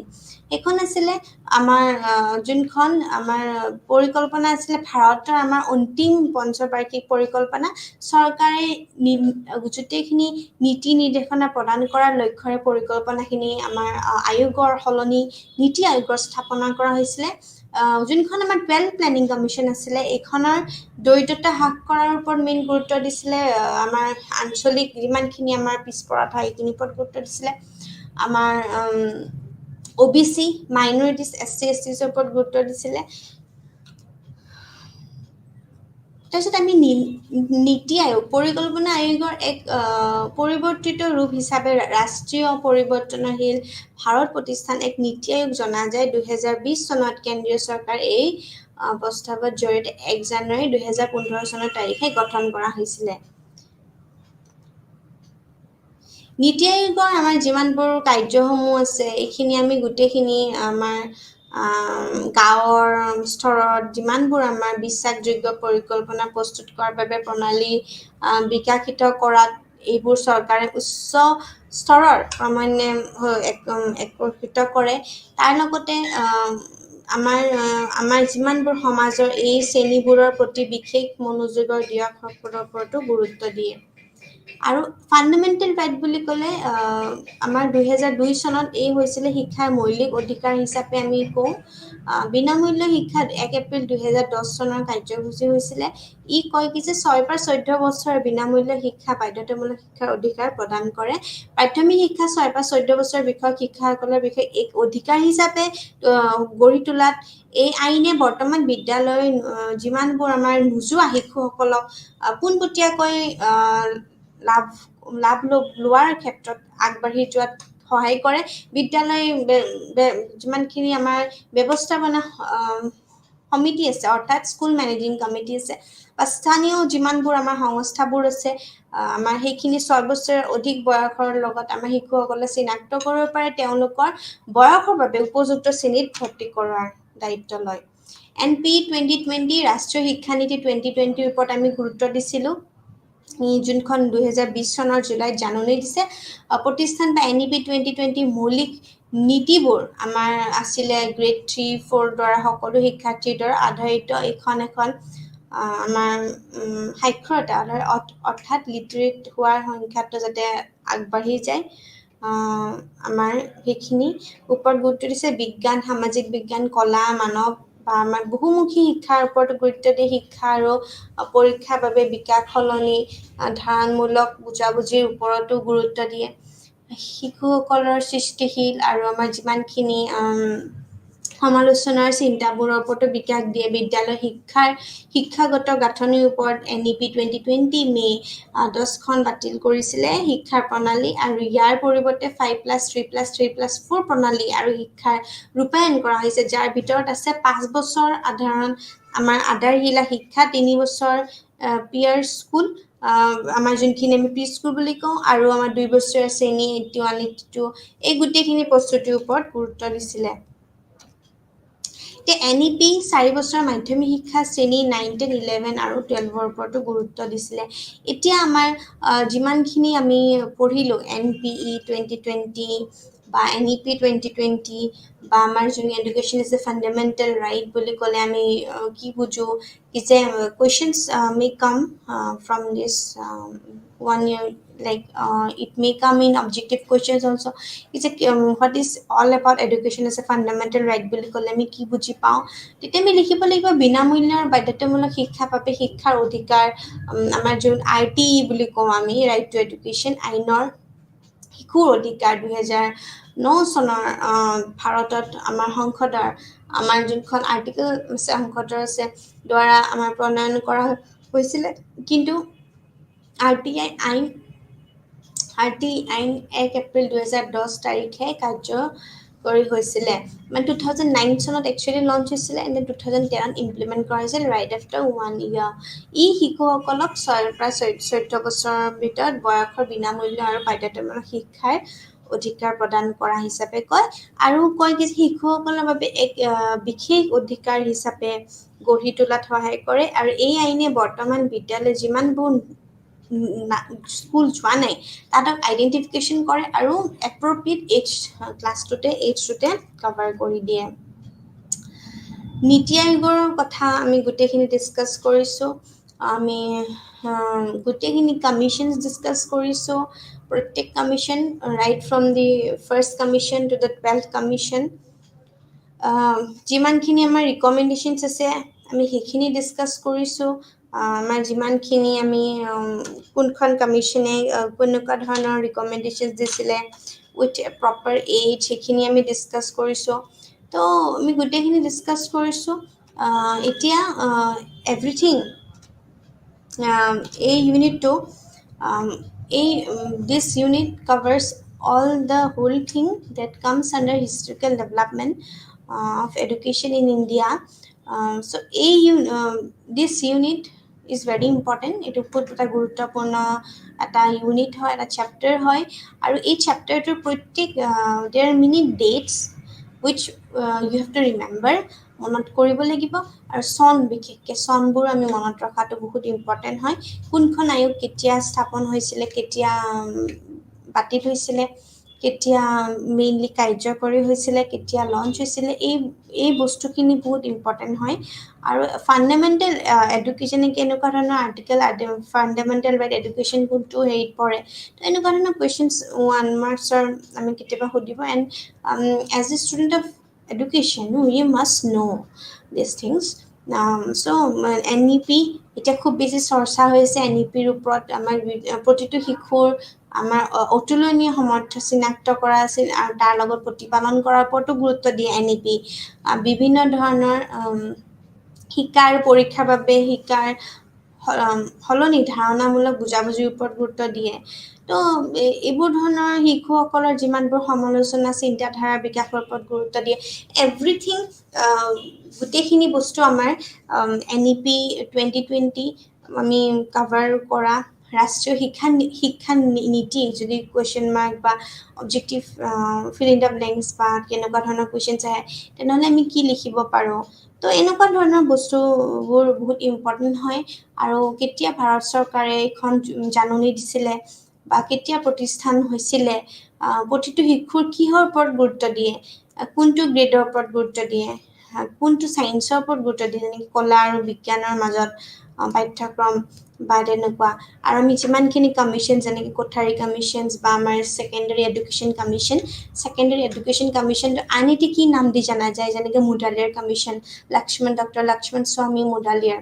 was the main founder and chairman of that particular commission এই বস্তুবোৰ আমি কমিশ্যনছ অলছো known as এনেকুৱা ধৰণৰ কমিশ্যনছবোৰ জনাটো আমাৰ খুব বেছি ইম্পৰ্টেণ্ট হয় যেনেকৈ কোঠাৰী কমিশ্যন আমাৰ ফাৰ্ষ্টত আমাৰ যেনেকৈ ইণ্ডিয়ান এডুকেশ্যন কমিশ্যন এইখন আমি কি কমিশ্যন বুলি জনা যায় who is the main chairman of that commission এই কুৱেশ্যনছখিনি জেনেৰেলি আহে and regarding recommendations primary secondary higher secondary মানে প্ৰাথমিক মাধ্যমিক and উচ্চ মাধ্যমিক প্ৰত্যেকটো স্তৰত শিক্ষাৰ কি ধৰণে পৰামৰ্শ আগবঢ়াইছিলে এই গোটেই বস্তুখিনি আমি কমিশ্যনছৰ লগত important right starting from the Vedic period was main about aims method of teaching and all then if we come to the medieval period it's all about the Muslim era okay kenekwa Muslim era ba kenekwa dhৰণৰ effect পৰিছিলে and if we come to the modern time then obviously we can take the example of British missionaries Christian Portuguese missionaries and the Christian missionaries who came and rule all over India and how the whole education system is influenced kenege impact korile ar gutekini upor the last but not the least NEP 2020 so NEP 2020 last ot 4 bochore madhyamik shiক্ষাৰ ওপৰত গুৰুত্ব দিছিলে যোনটো 9 10 and 11 12 and the whole structure যোনখিনি 5+3+3+4 ৰ ওপৰত শিক্ষাৰ ৰূপায়ণ গোটেইখিনি চেঞ্জ হৈছিলে আৰু তাৰ ভিতৰতে 5 বছৰীয়া আধাৰতো শিক্ষাখিনি 3 বছৰীয়া প্ৰি স্কুল তাৰ পিছত 2 বছৰীয়া শ্ৰেণী 182 ওপৰত গুৰুত্ব দিছিলে so this is all about NEP thank you so last to 5 বছৰীয়া যোনখন আমাৰ মাধ্যমিক শ্ৰেণী ক্লাছ 9, 10, 11, 12ৰ ওপৰতো ইম্পৰ্টেঞ্চ আগবঢ়াইছিলে। চ' NEP 2020 and next we will discuss about the next unit, the next class. Thank you.